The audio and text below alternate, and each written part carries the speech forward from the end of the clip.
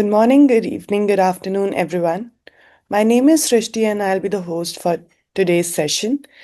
I would like to welcome all of you for joining us today and thank you for being a part of today's webinar, From Data to Decisions, using AI to drive marketing ROI.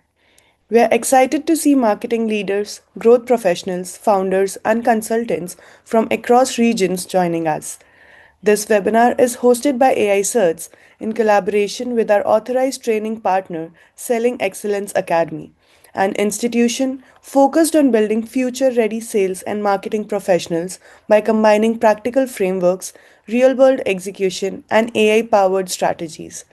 Before we begin, I would like to share a few quick housekeeping notes with you guys. The session is being recorded and you'll be receiving the recording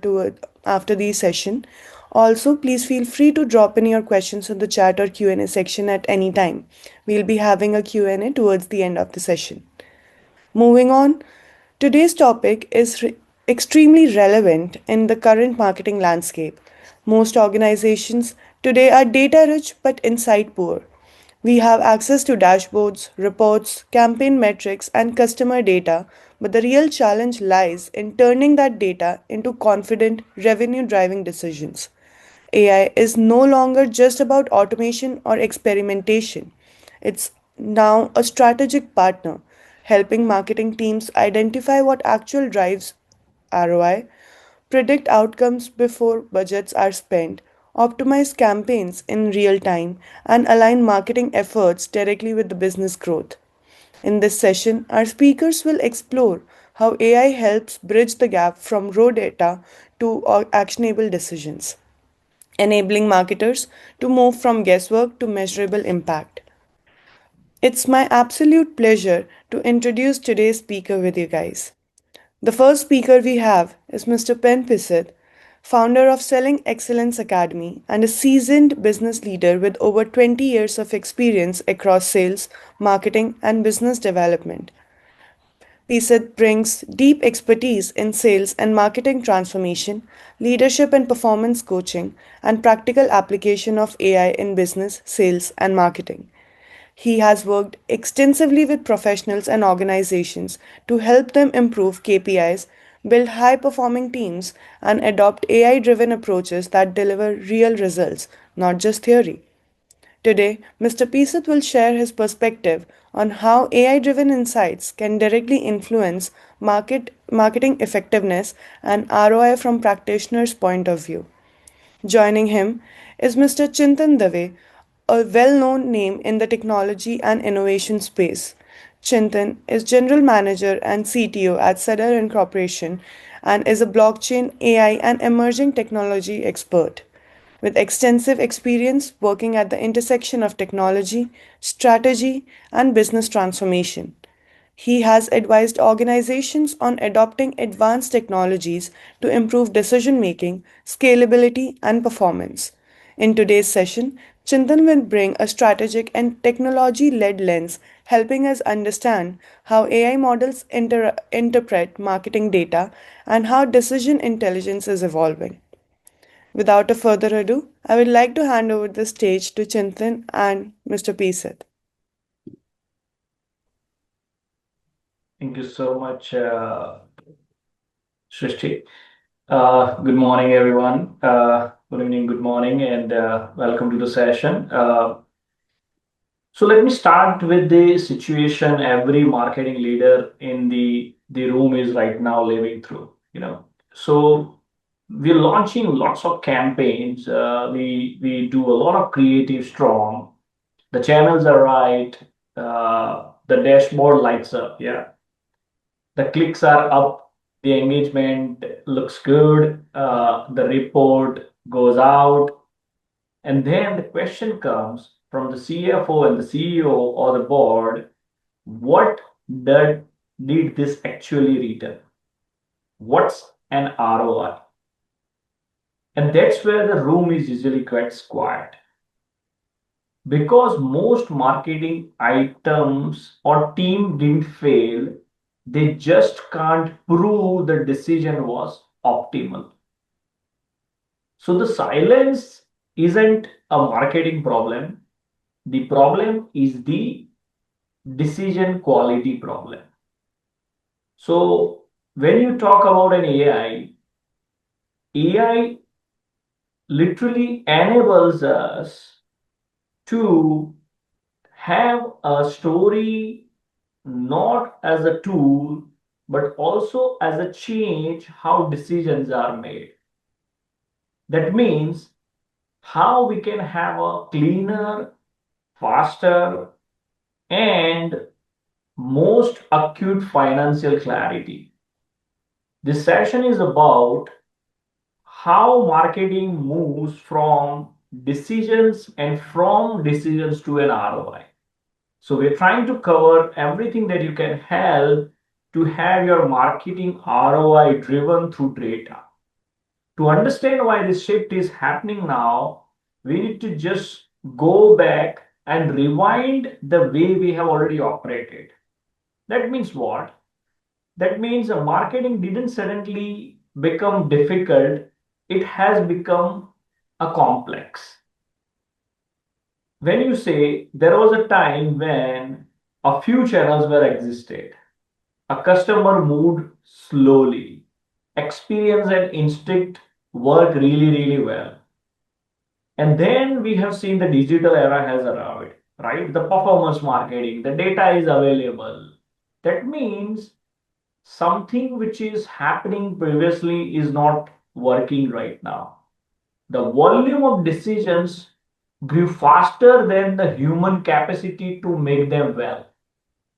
That means the best marketer didn't get worse, the environment outgrew the entire decision making. So AI didn't appear because marketer asked for it. AI appeared because the system demanded it. So that's what the new era of marketing with an AI looks like. And that's where our session goals you can see are fully aligned. How we can demystify AI beyond the buzzword. That means how you're literally automating the stuff you don't really need. You're decluttering the problems that you can do it, and then how you can run a 50 plus custom agents for yourself, making every channel of marketing automated or close to automated. So today it isn't about learning AI tools, it's about understanding how decisions are evolving and how leaders stay in control of this evaluation. And this evaluation is extremely important because the pressure of forcing this change is coming from the three different directions itself. Can you change to the next slide, please?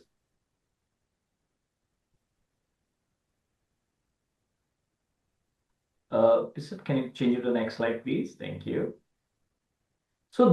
this is where the decision trio starts.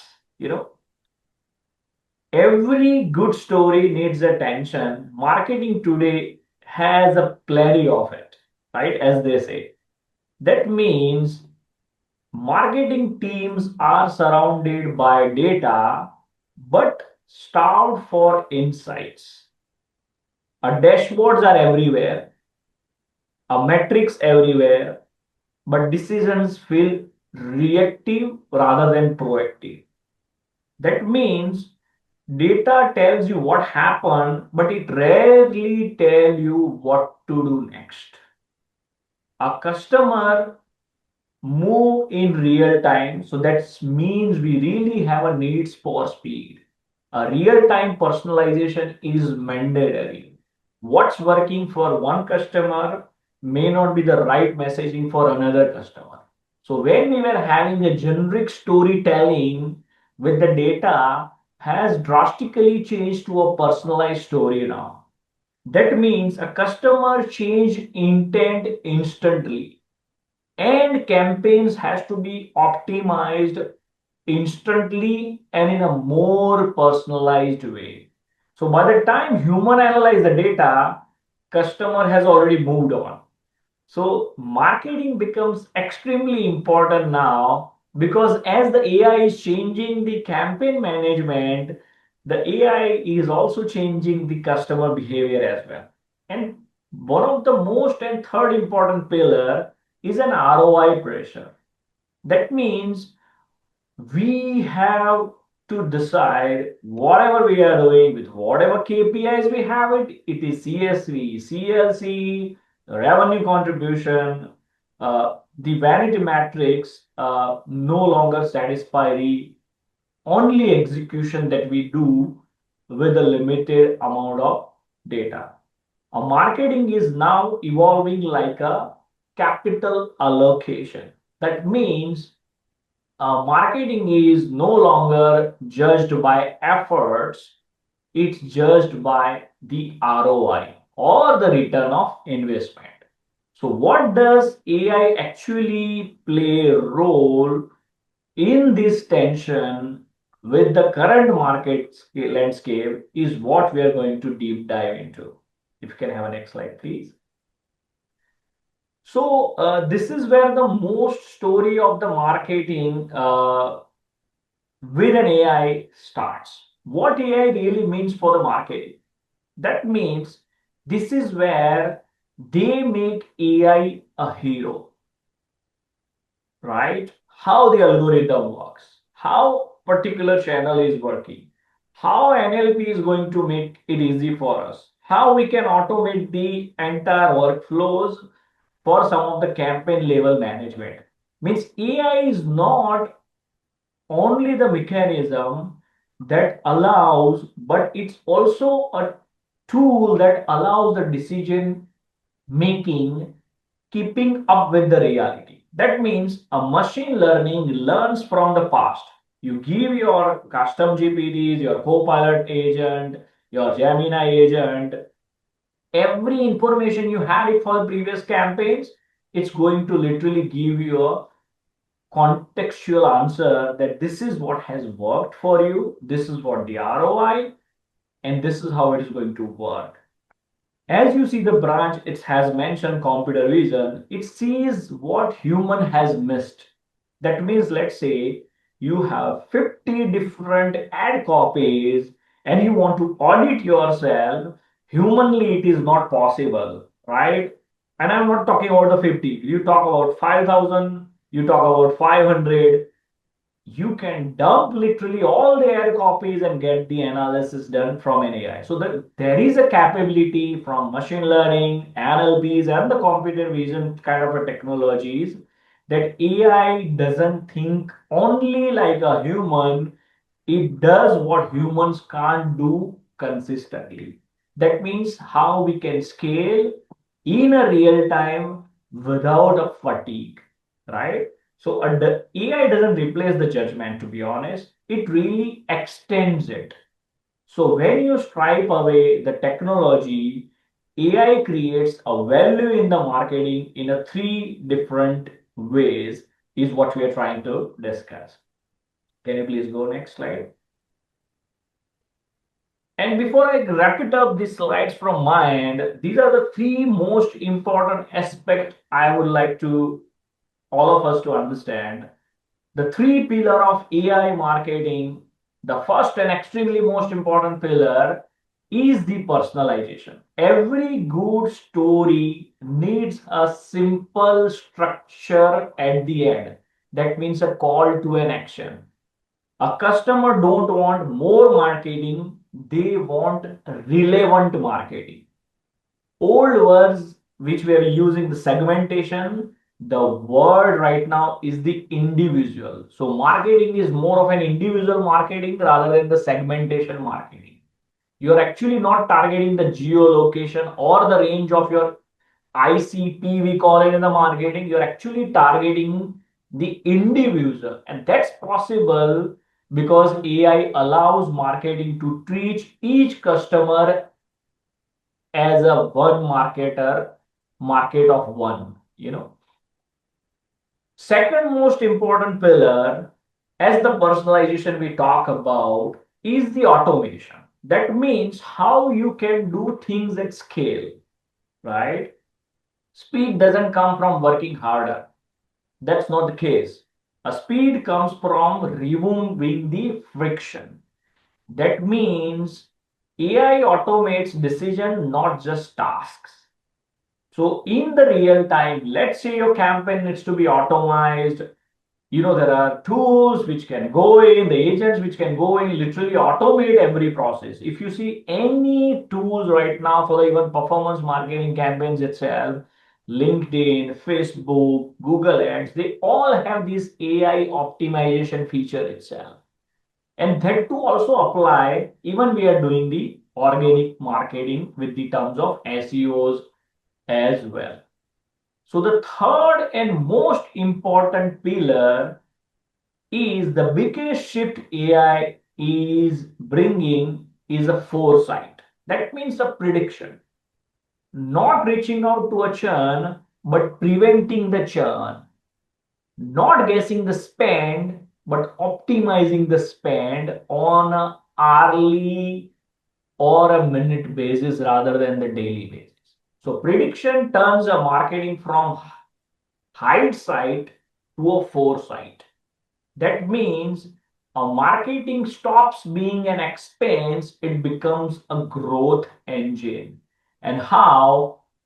that's what we are going to talk about in the starting with how AI changes personalization in practice. And with that being said, I would like to hand over to a Pisser to take you guys over to the next set of discussion and change how the marketing has become highly personalized in the age of AI. Pisser, over to you. Okay, thank you, Mr. Chintan, for your great value input here for our webinar today. And next, I will be explain all to you about these three pillars that are very important. And I'm going to speak in Cambodian language. Okay. អូខេសួស្តីបងប្អូនទាំងអស់គ្នារីករាយដែលបានមកចូលរួមនៅក្នុងកម្មវិធី webinar យើងថ្ងៃហ្នឹងតាក់ទងទៅនឹង AI ទៅលើការប្រើ data និងការប្រើការសម្រេចចិត្តផ្សេងៗអញ្ចឹងលោក Mr. Chintan វិញគាត់បានលើកឡើងតាក់ទង three pillar of AI marketing បានន័យថាសសរស្ដំទាំង3តែសសរមិនមានតែ3ហ្នឹងទេបងប្អូនតែថ្ងៃនេះយើងលើក3ដែលសំខាន់បំផុតដែលវាជា trend មួយថ្មីនៅក្នុងពិភពលោកយើងដែលគេកំពុងតែប្រើ AI ក្នុងការធ្វើ3ហ្នឹងគឺសំខាន់ជាងគេបាទអញ្ចឹងខ្ញុំនឹងបញ្យល់មួយតាក់ទងទៅនឹងសសរទាំង3ហ្នឹងបាទអញ្ចឹងសសរទី1តាក់ទងនឹង data driven personalization កន្លែងនេះខ្ញុំជឿថាបងប្អូនទាំងអស់គ្នាគឺធ្លាប់ឮឲ្យពាក្យថាគេហៅថា market segmentation អញ្ចឹងណាអានេះជាអ្វីដែលគេធ្វើទូទៅពិភពលោកយើងគេហៅ traditional marketing ពីមុនណាគឺបានន័យថាការចាត់ថ្នាក់អតិថិជនទៅតាមក្រុមបាទអាចតាមអាយុអាចតាមការសិក្សាអាចតាមទីកន្លែងអាចតាមអីហ្នឹងគឺហៅថាការចាត់ថ្នាក់អតិថិជនតាក់ទងទៅនឹងក្រុមមួយរបស់គាត់ដើម្បីឲ្យ marketing គាត់ស្រួលធ្វើការដើម្បី reach out ទៅក្រុមមួយប៉ុន្តែឥឡូវនេះគឺពិភពលោកផ្លាស់ប្ដូរទាំងមូលដោយសារអីគឺ data គឺមានច្រើនមែនតើ data កន្លែងនេះគឺបានតែទិន្នន័យបាទទិន្នន័យរបស់អតិថិជនដែលក្រុមហ៊ុនមួយមានគឺមានច្រើនមែនតើអញ្ចឹងវាធ្វើឲ្យពិបាកក្នុងការដាក់ទៅក្រុមមួយហ្នឹងគឺមនុស្សគឺភាគច្រើនចរិតខុសគ្នា behavior ខុសគ្នាការសម្រេចចិត្តខុសគ្នាទោះជាគាត់នៅក្នុងក្រុមតែមួយក៏ដោយអញ្ចឹងវាធ្វើឲ្យការធ្វើ marketing ហ្នឹងពេលខ្លះវាបានផលមកវាអត់ពេញចិត្តអញ្ចឹងណាវាមិនថាអត់បានទេវាបានដែរតែវាមើលទៅវាអត់ខ្ពស់ទិន្នផលទិន្នន័យដែលយើងចង់បានហ្នឹងគឺវាអត់ខ្ពស់បាទអញ្ចឹងមានក្រុមហ៊ុនជាច្រើនជាពិសេសក្រុមហ៊ុន Amazon របស់អាមេរិកតែម្ដងបាទគឺគាត់បានឥឡូវហ្នឹងគឺគេបដូរពី segmentation គេដូរមកជាគេហៅ individualization បានន័យថាមនុស្សម្នាក់ segment មួយបានន័យថាមនុស្សម្នាក់គឺជាផ្នែកទីផ្សារមួយ unique មួយអញ្ចឹងក្រុមហ៊ុនដែលគាត់មានអតិថិជនរាប់លានដូច Amazon ហ្នឹងគឺគាត់កំពុងតែធ្វើអាហ្នឹងតាក់ទងទៅនឹងដូរពី segmentation មក individualization ហ្នឹងអញ្ចឹងគឺមនុស្សធ្វើអត់បានទេបងប្អូនព្រោះទិន្នន័យច្រើនមែនតើមនុស្សឲ្យអង្គុយវិភាគអង្គុយធ្វើរាប់ឆ្នាំក៏ធ្វើអត់អស់ដែរបាទរាប់ឆ្នាំក៏អត់ធ្វើអត់អស់ដែរអញ្ចឹងគេបានបញ្ចូល technology AI ហ្នឹងគឺយកដាក់ AI ចូលទៅជួយវិញបាទដាក់ AI ចូលទៅជួយកន្លែងហ្នឹងដើម្បីឲ្យ AI analyst data តាក់ទងទៅនឹងមនុស្សម្នាក់អញ្ចឹងក្នុងការ AI analyst ហ្នឹងគឺគេ analyst ទៅលើអេរិយាបថឧទាហរណ៍បើយើងមាន website គេមើលតាំងតើយើងចុច website ហ្នឹងយើងនៅក្នុង website ហ្នឹងរយៈពេលប្រហែលហើយពេលយើងចូល website ហ្នឹងតើផលិតផលអីគេខ្លះដែលយើងចូលមើលហើយផលិតផលអីខ្លះដែលយើងទិញអញ្ ចឹង AI វានឹងវិភាគទិន្នន័យរបស់បងប្អូនមួយបាទអតិជនមួយតែម្ដងអត់ធ្វើជាក្រុមទៀតទេចឹងគាត់ពិនិត្យមើលទៅឃើញអតិជនហ្នឹងគាត់វិភាគចេញមកគឺគាត់ប្រើ message មួយបាទសម្រាប់តែយើងហ្មងសម្រាប់តែអតិជនម្នាក់ហ្នឹងហ្មងបានន័យថាការឆាតការអីហ្នឹងគឺ AI អាចដឹងចិត្តអតិជនហ្នឹងខ្លាំងជាងមនុស្សជាងទៅអង្គុយវិភាគដោយសារអីគឺគាត់ប្រើទិន្នន័យរបស់អតិជនម្នាក់ដែលចូលទៅក្នុង website ណាមួយអីចឹងទៅបាទអញ្ចឹងហើយការវិភាគទិន្នន័យនេះគឺមានច្រើនមែនទែនបងប្អូនបាទអញ្ចឹងដូចខ្ញុំរៀបរាប់មកអញ្ចឹងតាំងពីធរៈវេលាយើងនៅលើ website ហ្នឹងអីផ្សេងហើយនៅពេលដែលយើង register ឬក៏យើងខ្លាចជាអតិជនរបស់ក្រុមហ៊ុនណាមួយបាទ AI វិភាគយើងដឹងហើយមាន data មួយ unique សម្រាប់យើងហ្មងអញ្ចឹងនៅពេលដែលគាត់ផ្ញើជា offer ឬក៏ផ្ញើជា advertising អីផ្សេងគឺគាត់ផ្ញើ specifically មកបុគ្គលម្នាក់ហ្នឹងហ្មងមិនមែនជាក្រុមដូចមុនទៀតទេបាទអញ្ចឹងពីមុនយើងឃើញ marketing ភាគច្រើនគាត់ធ្វើមកគឺសារអីផ្សេងការ advertise ការធ្វើ promotion អីផ្សេងគឺគាត់ផ្ញើជាក្រុមបាទប៉ុន្តែឥឡូវនេះដោយសារមាន AI អាចជួយបានគឺផ្ញើសារក៏ដូចជា email អីផ្សេងទៅអតិជនហ្នឹងគឺ unique ទៅមួយតែម្ដងបាទអញ្ចឹងមនុស្សយើងពិបាកធ្វើកន្លែងហ្នឹងហើយកន្លែងនេះចង់លើកទឹកចិត្តបងប្អូនដែរបាទ AI មិនមែនមកជំនួសមនុស្សទេបងប្អូនណាគឺមកជួយមនុស្សអញ្ចឹងកន្លែងហ្នឹងគឺ AI មកជួយយើងឲ្យការងារយើងហ្នឹងទៅខ្លាំងជាងមុនបាទអញ្ចឹងនៅក្រុមហ៊ុនដែលល្បីលើពិភពលោកទាំងអស់អត់មានក្រុមហ៊ុនណាមួយដែលអត់មាន AI ទេអញ្ចឹងគេប្រើអស់ហើយអញ្ចឹងខ្ញុំលើកទឹកចិត្តបងប្អូនមើលវគ្គនេះឲ្យយល់ឲ្យច្រើនបាទហើយតាមខ្ញុំឲ្យតន់អញ្ចឹងណាបងប្អូនហើយបើអត់តន់អាចជួយប្រាប់ខ្ញុំបានអូខេបាទអញ្ចឹងនេះតកតង Pillar ទី1 Data Driven Personalization ខ្ញុំសង្ឃឹមថាបងប្អូនបានព័ត៌មានប៉ុណ្ណេះបងប្អូនអាចទៅស្រាវជ្រាវបន្ថែមដោយសារពេលវេលាយើងខ្លីណាបងប្អូនបាទអញ្ចឹង data គឺសំខាន់មែនតើហើយបងប្អូនដែលអត់ទាន់មាន data ឬក៏អត់ទាន់ចេះធ្វើ data ទៅព្យាយាមយក data អតិជនយើងឲ្យបានច្រើនបាទអូខេ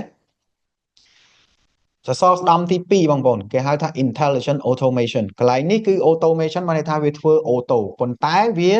មិនមែនម្លងមនុស្សយើងទេអញ្ចឹងណាបាទអញ្ចឹងវា auto ទៅលើអីខ្លះដូចខ្ញុំលើកឡើងមកអញ្ចឹងគឺតាក់ទងទី1 dynamic content assembly បានន័យថា AI វានឹងជួយយើង auto តែម្ដងផ្ញើ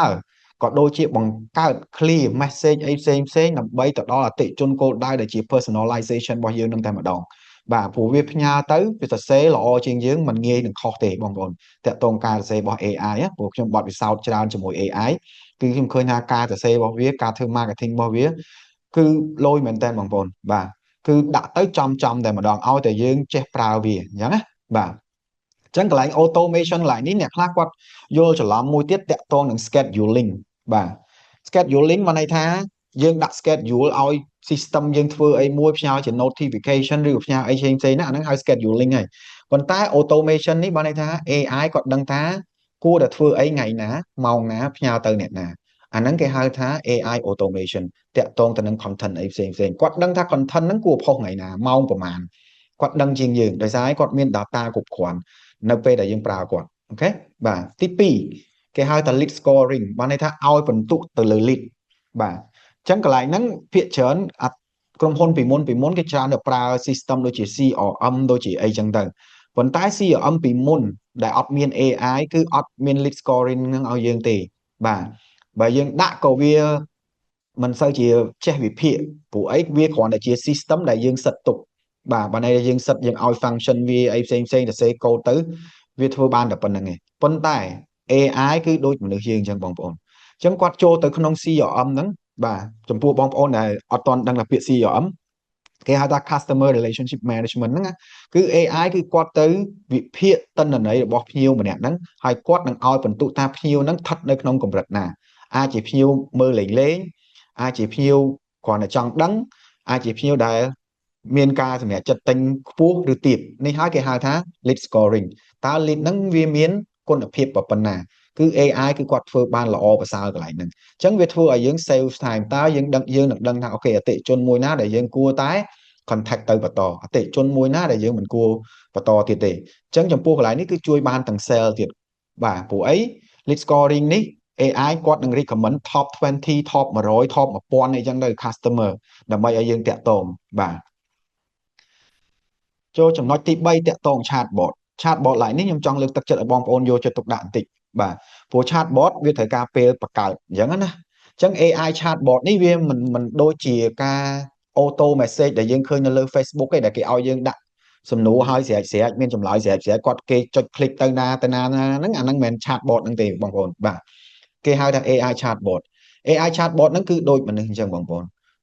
អូនសួរអីគាត់មានព័ត៌មានទាំងអស់ប៉ុន្តែ AI chatbot នេះវាទាមទារឲ្យយើងទៅបរៀនគាត់បានន័យថាយើងដាក់ជាឯកសារយើងអាចដាក់ជា rule to system អីផ្សេងដាក់ទៅក្នុង chatbot ហ្នឹងដើម្បីឲ្យគាត់រៀនអញ្ចឹង AI រៀនលឿនណាបងដាក់ឯកសារ1000ទំព័រគាត់រៀនតែប្រហែលនាទីគាត់រៀនចេះអស់ហើយបាទអញ្ចឹងដល់ពេលដែលអតិថិជនសួរ chatbot ហ្នឹងគឺឆ្លើយដូចមនុស្សចឹងបងប្អូនបាទសួរអីក៏ឆ្លើយបានដែរហើយឆ្លើយដូចមនុស្សទៀតវាមិនត្រឹមតែប៉ុណ្្នឹងឯងបងប្អូន chatbot នេះវាជួយបងប្អូនទាំងអស់គ្នាតាក់ទងទៅនឹង scheduling ឲ្យយើងទៀតឧទាហរណ៍មានក្រុមហ៊ុនមួយនៅស្រុកខ្មែរតែគាត់ទិញ franchise ពីបរទេសមកក្រុមហ៊ុនហ្នឹងឈ្មោះ Chuwai Cambodia គឺជាក្រុមហ៊ុនអចលនទ្រព្យអញ្ចឹងរាល់ថ្ងៃគឺក្រុមហ៊ុនហ្នឹងគឺគាត់មាន chatbot មួយដែលល្អមែនតើខ្ញុំមើលទៅបាទបានន័យថាឧទាហរណ៍ថាខ្ញុំជា real estate agent ខ្ញុំកំពុងតែមក train បងប្អូននៅលើ webinar នេះអញ្ចឹងបានន័យថាខ្ញុំអត់បាននៅមើលការទិញលក់របស់ខ្ញុំទៀតទេនៅពេលដែលអតិថិជនរបស់ខ្ញុំចូលទៅ website របស់ខ្ញុំពីមុនគឺគាត់ត្រូវតម្លាក់លេខតម្លាក់ email ក្នុង website ខ្ញុំសិនដើម្បីឲ្យខ្ញុំតាក់ទងទៅគាត់តាក់ទងទៅនឹង property ដែលគាត់ចង់បានប៉ុន្តែឥឡូវអត់អញ្ចឹងទៀតទេបងប្អូន chatbot នេះគឺវាជួយយើងខ្លាំងពេលដែលគាត់ឆាតជាមួយភ្ញៀវឆាតចប់ហើយគឺគាត់នឹងមាន schedule ឲ្យយើងតែម្ដងបានន័យថាបើភ្ញៀវណាត់ជួបឧទាហរណ៍ថាស្អែកអញ្ចឹង AI ហ្នឹងគឺគាត់ទៅឆែក schedule របស់ខ្ញុំទៀតខ្ញុំមាន schedule នៅក្នុង system ហ្នឹងអញ្ចឹងទៅបាទដូចក្រុមហ៊ុនរបស់ Chuwai ហ្នឹងគាត់មានឲ្យយើងដាក់ schedule ថាថ្ងៃណាម៉ោងណាយើងទៅម៉ោងណាយើងធ្វើអី AI វាចូលទៅក្នុង schedule ហ្នឹងគឺវាភាគ schedule ហើយវានឹងផ្ញើ schedule ហ្នឹងឲ្យភ្ញៀវណាត់ភ្ញៀវឲ្យយើងតែម្ដងអញ្ចឹងនៅពេលដែលខ្ញុំចប់ webinar នេះខ្ញុំចូលទៅមើល chatbot របស់ខ្ញុំគាត់នឹងដាក់ឲ្យខ្ញុំថាថ្ងៃណាធ្វើការជួបភ្ញៀវម្នាក់ណាឈ្មោះអីហើយគាត់ត្រូវតម្រូវការអីគេបាទនេះជាអ្វីដែល AI chatbot ពីឥឡូវទៅមិនមែនអនាគតទៀតទេបងប្អូនពីមុនយើងចូលចិត្តនិយាយអនាគតអត់ទេបច្ចុប្បន្នគឺមានហើយបាទបច្ចុប្បន្នគឺមានហើយអញ្ចឹងបងប្អូនត្រូវសិក្សាស្វែងយល់តាក់ទង chatbot ហ្នឹងឲ្យបានច្រើនបើយើងអត់មានអាហ្នឹងទេថ្ងៃក្រោយយើងនឹងដើរក្រោយគេហើយបាទយើងនឹងដើរក្រោយគេអញ្ចឹង chatbot កន្លែងនេះគឺដូចមនុស្សខ្ញុំអាចជម្រាបបានជូនប៉ុណ្ណឹងបាទអូខេអញ្ចឹងយើងទៅ pillar បន្តទៀតបងប្អូនតាក់ទងទៅនឹង predictive analytics កន្លែងនេះគឺ AI គាត់នឹងជួយវិភាគឲ្យយើងបាទទី1គេហៅថា churn prediction churn កន្លែងនេះគឺចង់សំដៅទៅលើអតិថិជនដែលបាត់បង់បាទអញ្ចឹង AI គាត់អាចវិភាគទិន្នន័យ data ដែលយើងមាននៅក្នុង system របស់យើងដែលយើងមាននៅក្នុង software អីផ្សេងរបស់យើងដែលយើង stock របស់ភ្ញៀវហ្នឹងគាត់នឹងឲ្យកំណត់មកយើងមុនតើអតិថិជនណានឹងអាចបាត់បង់បាទអញ្ចឹងកន្លែងហ្នឹងតើសួរមានថាពីមុនយើងអត់អាចធ្វើបានទេពិបាកគណនាអញ្ចឹងណាបងប្អូនតែឥឡូវ AI គឺគាត់ឆ្លាតគាត់មាន data មានអីគឺគាត់គណនាដឹងថាអតិថិជនមួយណាដែលអាចនឹងបាត់បង់អញ្ចឹងវាជួយយើងមិនដល់ពេលយើងដឹងអតិថិជនចិត្តបាត់បង់បាទអញ្ចឹងកត្តាដែលបាត់បង់ហ្នឹង AI នឹងប្រាប់យើងទៀតថាអតិថិជនហ្នឹងហេតុអីមិនបាត់បង់អញ្ចឹងឧទាហរណ៍ថាដោយសារយើងអត់មានអីពិសេសឲ្យគាត់ឬក៏យើងអត់មានអីផ្សេងអញ្ចឹងវាធ្វើឲ្យយើង AI recommend មកថាអូខេអតិថិជនដែលចិត្តបាត់បង់ហ្នឹងយើងគួរធ្វើ promotion អីឲ្យគាត់បាទយើងគួរតែផ្ញើសារទៅមិនឲ្យគាត់យើងគួរតែយកចិត្តទុកដាក់មិនជាមួយគាត់ដើម្បីភ្ជាប់គាត់មកវិញអញ្ចឹងកន្លែងនេះយើងជួយធ្វើឲ្យអតិថិជនដែលចិត្តបាត់បង់ហ្នឹងអាចត្រឡប់មកវិញទាំងអស់តាមរយៈ AI បាទអញ្ចឹង AI វាទស្សន៍ទាយបានកន្លែងហ្នឹងអញ្ចឹង AI មិនមែនគ្រូទាយបងប្អូនគឺ AI គឺប្រើទិន្នន័យដើម្បីវិភាគពីបច្ចុប្បន្នហើយនឹងអនាគតរបស់ក្រុមហ៊ុនរបស់យើងទាំងអស់គ្នានេះជាកត្តាសំខាន់មួយរបស់ AI ដែលជួយ business ជាច្រើនហើយដូចខ្ញុំលើកមិនអញ្ចឹង Amazon គឺប្រើកន្លែងហ្នឹងគឺគាត់ដឹងតែម្ដងថាអតិថិជនណាចិត្តបាត់បង់អីចឹងណាហើយខ្ញុំជាអតិថិជន Amazon មួយបាទខ្ញុំឃើញ email ឃើញអីរបស់គាត់មកខ្ញុំគិតថាអូនេះ AI ទាំងអស់បាទគឺកន្លែង churn prediction នឹងឯងព្រោះខ្ញុំខានទិញគាត់យូរច្រើនឆ្នាំអញ្ចឹងណាបាទអញ្ចឹងគាត់វិភាគមកគាត់សរសេរមកគឺត្រូវចិត្តខ្ញុំហ្មងព្រោះខ្ញុំចូល Amazon ខ្ញុំចូលចិត្តទិញសភៅបាទអញ្ចឹងគាត់ដាក់ promotion ឲ្យខ្ញុំហើយគាត់ដឹងថាសភៅអីខ្ញុំអានទៀតបាទអញ្ចឹងគាត់ដាក់ promotion ដាក់អីមកធ្វើឲ្យខ្ញុំទិញទៀតអស់លុយភាសាទៀតអញ្ចឹងទៅបងប្អូនបាទនេះជាអ្វីដែល AI ដែលគេប្រើរាល់ថ្ងៃសម្រាប់ churn prediction បាទទី2គេហៅថា customer lifetime value បាទបងប្អូនខ្លះប្រហែលជាថ្មីជាមួយពាក្យហ្នឹងបាទ customer lifetime value នេះបានន័យថាគេគណនាអតិថិជនម្នាក់ហ្នឹងតើក្នុងមួយជីវិតគាត់អាចទិញផលិតផលយើងអស់ប្រមាណលុយអញ្ចឹងណាបងប្អូនបាទអញ្ចឹងគឺ AI យក data ដែលគាត់ធ្លាប់មានបាទ data ដែលយើងផ្ដល់ឲ្យគាត់ហ្នឹង មានអតិជនណាខ្លះអញ្ចឹងទៅអញ្ចឹងនៅពេលដែលយើងបានអតិជនណាមួយ AI គាត់នឹងគណនាថាអូខេអតិជនហ្នឹងអាចក្នុងមួយជីវិតគាត់ចាយលុយជាមួយក្រុមហ៊ុនយើងប៉ុណ្ណេះ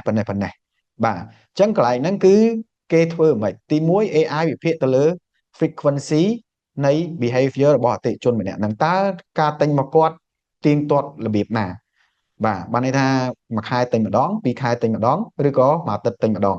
កន្លែងហ្នឹងគឺអ្វីដែល AI គាត់វិភាគបាទហើយគាត់វិភាគទៀតទៅលើថាផលិតផលអីដែលម្នាក់ហ្នឹងគាត់ចូលចិត្តទិញដូចខ្ញុំជម្រាបជូនបងប្អូនមិញអញ្ចឹងគឺ Amazon គឺគាត់វិភាគខ្ញុំអញ្ចឹងតែម្ដងហើយអ្វីដែលសំខាន់ទៀតគឺ behavior របស់ម្នាក់ហ្នឹងក្រៅពីរបស់យើងគាត់ធ្វើអីផ្សេងទៀតអត់គាត់ចូលចិត្តស្រាវជ្រាវអីទៀតអត់អញ្ចឹងណាអញ្ចឹង AI ក៏មានទិន្នន័យអស់ហ្នឹងដែរបើសិនជាយើងឲ្យទិន្នន័យហ្នឹងទៅវាបាទចំណុចទី3តាក់ទងទៅនឹង trend forecasting បានន័យថាការទស្សន៍ទាយទៅលើ trend អីផ្សេងដែលអាចនឹងមានថ្មីបាទអញ្ចឹងបងប្អូនឃើញសពថ្ងៃគឺមាន trend ថ្មីច្រើនមែនតើបាទបើឲ្យមនុស្សតាមគឺតាមពិបាកតណាបងប្អូនសឹងតែអត់ដឹងថា trend ណាទៅ trend ណាបាទអញ្ចឹង AI គឺគាត់មានព័ត៌មានទិន្នន័យនឹងទាំងអស់តាក់ទងទៅនឹង trend ទៅតាក់ព័ន្ធនឹងផលិតផល business របស់យើងឬក៏សេវាកម្មរបស់យើងតើ trend ហ្នឹងវានឹងទៅណាហើយវានឹងមាន trend អីថ្មីដែលគាត់អាច predict ទុកឲ្យយើងហើយឲ្យយើងមើលហើយយើងអ្នកចេញយុទ្ធសាស្ត្រអញ្ចឹងការតាម trend ឬក៏ដឹងថា trend ណានឹងកើតឡើងជារឿងមួយដែលយើងដឹងមុនអញ្ចឹងណាបងដោយពាក្យមួយដែលគេច្រើនតែនិយាយគេថា information is king អញ្ចឹងកន្លែងហ្នឹង trend ហ្នឹងគឺជាព័ត៌មានមួយដែលល្អបំផុតបើយើងមានតាក់ទងទៅនឹងវិស័យរបស់យើងបាទប៉ុន្តែបើឲ្យយើងម្នាក់ឯងឬក៏មនុស្សជាក្រុមទៅធ្វើដែលភាគច្រើនពីមុនមែនពីមុនឥឡូវក៏មានដែរក្រុមហ៊ុនដែលគេមាន department មួយគេហៅថា research and development ក្រុមហ្នឹងហើយដែលគាត់ធ្វើរឿង trend រឿង market product អីផ្សេងប៉ុន្តែឥឡូវគឺ AI ជួយក្រុម research and development ធ្លាប់តែចាយពេលមួយឆ្នាំអាចធ្វើតែក្នុងមួយខែតាក់ទងទៅនឹង trend forecasting ហ្នឹងឯងបាទអញ្ចឹង AI គឺវាមកជួយយើងគឺសន្សំពេលវេលាអញ្ចឹងកន្លែងចំណុចទាំង3នេះអា predictive analytics នេះគឺធ្វើឲ្យយើងដឹងពីវិស័យរបស់យើងត្រៀមខ្លួនបានមុនដឹងតែត្រូវធ្វើអីនៅជំហានបន្ទាត់ដើម្បីឲ្យយើងប្រកួតប្រជែងនៅក្នុងទីផ្សារហើយទៅមុខលឿនបាទអញ្ចឹងសសរដំទាំង3នេះគឺសំខាន់សម្រាប់បងប្អូនបាទអញ្ចឹងខ្ញុំសង្ខេបឡើងវិញបាទអញ្ចឹងសសរស្ដំទី1ទាក់ទងទៅនឹង data driven personalization គឺការផ្លាស់ប្ដូរពីធ្វើ segmentation មកធ្វើជា personalization គឺបានន័យថា individual ពីមុនយើងធ្វើទីផ្សារជាក្រុមដាក់គោលដៅទីផ្សារជាក្រុមឥឡូវយើងដាក់គោលដៅជាមនុស្សម្នាក់តាមរយៈ AI ទី2តាក់ទងទៅនឹង automation ការសម្រេចចិត្តដែលយើងដាក់ឲ្យ AI អាចសម្រេចបានតាក់ទងទៅនឹងការធ្វើ post content អីផ្សេងគាត់វិភាគគាត់ post ឲ្យយើងថ្ងៃណាបាទទី3គឺការទស្សន៍ទាយរបស់ AI ទៅតាមទិន្នន័យដែលគាត់មានអញ្ចឹងកន្លែងហ្នឹងគឺវិភាគទៅលើការបាត់បង់អតិជនវិភាគទៅលើចំនួនទឹកប្រាក់ដែលអតិជនអាចនឹងប្រើប្រាស់ផលិតផលសេវាកម្មរបស់យើងក្នុងមួយជីវិតរបស់គាត់ហើយនឹងទី3តកតងទៅនឹង trend forecasting បាទអញ្ចឹងនៅបន្ទាប់ទៀតយើងមកមើល tool មួយចំនួនដែលយើងគិតថាអាចជួយបានក្នុងការប្រើ AI for marketing បាទអញ្ចឹង tool ទាំងអស់នេះគឺអត់មានអីប្លែកទេបងប្អូនអាចស្រាវជ្រាវបន្ថែមក៏បានដែរបាទទី1តកតង content creation បាទ content creation គឺ tool សំខាន់មានទី tool ដែលអាចជួយបងប្អូនទៅសេឲ្យបានល្អជាងមុន tool ដែលអាចបង្កើតជារូបភាព tool ដែលអាចបង្កើតជាវីដេអូអញ្ចឹងក្នុងនេះខ្ញុំឧទាហរណ៍ tool មួយចំនួនជូនបងប្អូនទី1គឺ ChatGPT បាទ ChatGPT នេះគឺខ្ញុំប្រើរាល់ថ្ងៃវាជួយសម្រួលខ្ញុំក្នុងការសរសេររៀបចំមេរៀនរៀបចំការ training របស់ខ្ញុំរៀបចំ message ដែលខ្ញុំទៅផ្ញើទៅភ្ញៀវអីផ្សេងបាទមួយទៀត copy.ai កន្លែងនេះគឺគាត់បកកែសរសេរ caption បងប្អូនបាទ copy.ai បងប្អូនអាចចូលមើលបាន copy.ai គឺគាត់បកកែសរសេរ caption មែនទែនព្រោះកន្លែងពាក្យ copy នេះគេមកពីពាក្យថា copywriting អញ្ចឹងណាអញ្ចឹងតកតងទៅនឹងសរសេរ email សរសេរ caption សរសេរអីផ្សេងគឺ copy.ai បាទហើយ Jasper Midjourney តកតងទៅនឹងរូបភាពបាទតកតងរូបភាពអូខេហើយកន្លែងនេះលើកទឹកចិត្តបងប្អូនដែរតកតងទាំងរូបភាពក៏ដូចជាវីដេអូកន្លែងហ្នឹងបើយើងប្រើភាគច្រើនបើខ្ញុំប្រើអត់សូវបានផលដោយសារ AI វាអត់ទាន់ល្អដូចមនុស្សបាទជួនកាលយើងដាក់អក្សរ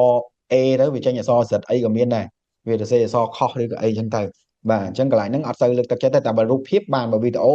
ខ្ញុំអត់ទាន់សូវលើកទឹកចិត្តដោយសារអីវាអត់ទាន់ល្អដូចមនុស្សបាទអត់ទាន់ល្អដូចមនុស្សអូខេបាទ ចឹង tool ទី2តាក់ទងទៅនឹង customer intelligence កន្លែងហ្នឹងបានន័យថាកន្លែងដែលយើងនិយាយគ្នាមិញហ្នឹងគឺតាក់ទង prediction churn អីផ្សេងហ្នឹងគឺកន្លែងនេះគឺហៅ customer intelligence ចឹងក្នុងហ្នឹងគឺ tool ហ្នឹងគឺមាននៅក្នុង CRM បាទហើយមួយទៀតគឺ CDP ហ្នឹងហៅ customer data platform ដែល platform ទាំងអស់ហ្នឹងដែលមាន AI នៅបាទដូចជា Salesforce Einstein កន្លែងហ្នឹងគឺជា CRM system មួយដែលល្បីបំផុតលើពិភពលោកគឺ Salesforce Einstein ហ្នឹងបាទពាក្យគាត់តែមួយគេហៅ Salesforce តែគាត់ដាក់ AI មកគាត់ហៅ Salesforce Einstein មាន HubSpot អូខេមាន I មាន Klaviyo អញ្ចឹងនៅមាន system ច្រើនទៀតតាក់ទង customer intelligence ដែលមាន AI នៅក្នុងហ្នឹងបងប្អូនអាចសាក Airtable ក៏មានដែរបាទ Airtable ក៏មានដែរអញ្ចឹង system អស់ហ្នឹងហើយដែលគេកំពុងតែប្រើទូទាំងពិភពលោកអញ្ចឹងក្រុមហ៊ុនធំៗគេច្រើនប្រើ Salesforce ដោយសារ data គេច្រើន Salesforce គាត់មាន data center អីមានអីខ្លួនឯងអញ្ចឹងទៅគាត់ធំគាត់អាចរ៉ាប់រងបានច្រើនអញ្ចឹងបងប្អូនដែលអត់ទាន់មាន CRM អត់ទាន់មានអីគួរតែចាប់ដើមពីឥឡូវបាទហើយបើសិនជាបងប្អូនឲ្យគេធ្វើគឺត្រូវទុកចន្លោះមួយបាទជាបទពិសោធន៍របស់ខ្ញុំទេទុកចន្លោះមួយទុកគេហៅការភ្ជាប់ឲ្យមាន AI ពីក្រៅអញ្ចឹងណាពាក្យភាសាបច្ចេកទេសដូចជា API តាមខ្ញុំចាំណាបាទអញ្ចឹងកន្លែងហ្នឹងគឺបើសិនជាបងប្អូន develop CRM ហ្នឹងហើយគឺត្រូវតែមានទុកបន្លោះមួយគឺយើងអាចឲ្យ AI ភ្ជាប់ជាមួយ AI ណាមួយដើម្បីវាមកធ្វើការក្នុង CRM ហ្នឹងវានឹងវិភាគទិន្នន័យឲ្យយើងអញ្ចឹងណាបងប្អូនបាទសុំទោសអូខេនៅទី3តាក់ទង ad optimization តាក់ទង advertising អីផ្សេងដែលយើងមាន Google Ad Meta ហ្នឹងគឺគាត់ចាប់ផ្ដើមដាក់ AI ចូលឲ្យយើងហើយអញ្ចឹងណាតិចទៀតបងប្អូននឹងឃើញរូបភាពច្រើនមែនតើតាក់ទង Facebook ដែលគេកំពុងតែ develop វាអត់ទាន់ចេញឲ្យយើងទេគឺនឹងមាន AI ជួយវិភាគឲ្យបងប្អូនតែម្ដងតាក់ទងទៅនឹងផលិតផលសេវាកម្មរបស់បងប្អូនគួរតែ advertise របៀបម៉េចគួរតែទៅណាព្រោះបច្ចុប្បន្នយើងនៅធ្វើខ្លួនឯងឡើយឯតាក់ទងនឹង audience អីផ្សេងយើងទៅ customize ខ្លួនឯងអញ្ចឹង Meta កំពុងតែអភិវឌ្ឍអាហ្នឹងទៅមុខបាទអញ្ចឹង AI របស់គាត់ដូចជាឈ្មោះ Meta Advantage ហ្នឹងឯងបាទគឺដាក់មកដើម្បីឧទាហរណ៍ដល់បងប្អូនលក់ទូរស័ព្ទលក់គ្រឿងទូរស័ព្ទឬក៏អ្នកណាម្នាក់លក់ប្រេងម៉ាស៊ីនអីចឹងទៅគឺគាត់នឹងវិភាគឲ្យយើងថាយើងគួរតែធ្វើ ad នឹងរបៀបម៉េចបាទហើយបានយើងអាច customize តាមក្រោយយើងទៅប៉ុន្តែបើតាមខ្ញុំមើលគឺអនាគតទៅគឺយើងធ្វើ advertising នឹងធូរចិត្តជាងមុនបាទយើងធ្លាប់តែអង្គុយកន្លះម៉ោង1ម៉ោងដើម្បីអង្គុយធ្វើ campaign តាម Facebook អីផ្សេងហ្នឹងណាអាចសល់ពេលត្រឹម5នាទី10នាទីយើងធ្វើបានហើយបាទតាមរយៈ AI នឹងឯងបាទអញ្ចឹងយើងទៅមើល slide បន្ទាប់តាក់ទងទៅនឹង generative AI អូខេបាទអញ្ចឹង generative AI កន្លែងនេះគឺសំដៅទៅលើ AI ដែលប្រកែកខាងទៅសេ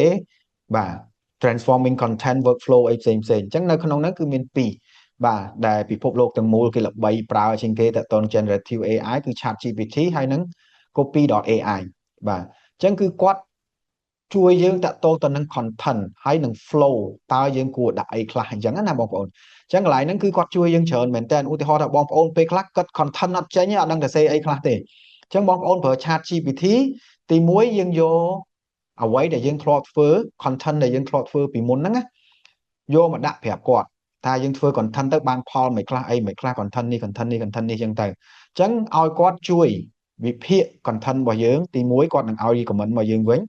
ទី2ឲ្យគាត់វិភាគហើយឲ្យគាត់ recommend តើធ្វើ content អីទៀតទៅរយៈពេល30ថ្ងៃក្រោយ40ថ្ងៃក្រោយអីចឹងទៅគឺគាត់នឹងធ្វើឲ្យបងប្អូនបានដូចគ្នាហើយការសរសេររបស់គាត់គឺល្អមែនតើបាទល្អមែនតើមួយទៀតតាក់ទង content ឧទាហរណ៍ថាបងប្អូនចង់ធ្វើជាវីដេអូអ្វីដែលខ្ញុំមើលឃើញភាគច្រើនបងប្អូនធ្វើវីដេអូហ្នឹងណាគឺកាត់ខ្លួនឯងសរសេរ script 5 6បន្ទាត់អីចឹងទៅអត់មាន structure អត់មាន introduction board អីផ្សេងហើយសរសេរសាច់រឿងរបៀបម៉េចទេបាទអញ្ចឹងបើបងប្អូនអត់យល់ឡើយហ្នឹងបងប្អូនប្រើ ChatGPT វានឹងជួយយើងហើយគេហៅ storyboard អញ្ចឹងណាអញ្ចឹង storyboard ហ្នឹងគឺវានឹងសរសេរប្លង់ឲ្យយើងមួយបាទប្លង់ឲ្យយើងមួយតើដំបូងយើងធ្វើអីតបមកយើងធ្វើអីយើងថតមានធ្វើអីអញ្ចឹងទៅបាទគឺជាប្លង់ដូចអ្នកដឹកនាំរឿងអញ្ចឹងបាទអញ្ចឹងដល់ពេលបងប្អូនមានចេះធ្វើ storyboard ហ្នឹងទៅបងប្អូននឹងធ្វើវីដេអូបានល្អជាងមុនហើយបានន័យថាយើងធ្វើយើងមានកលៈត្រឹមត្រូវ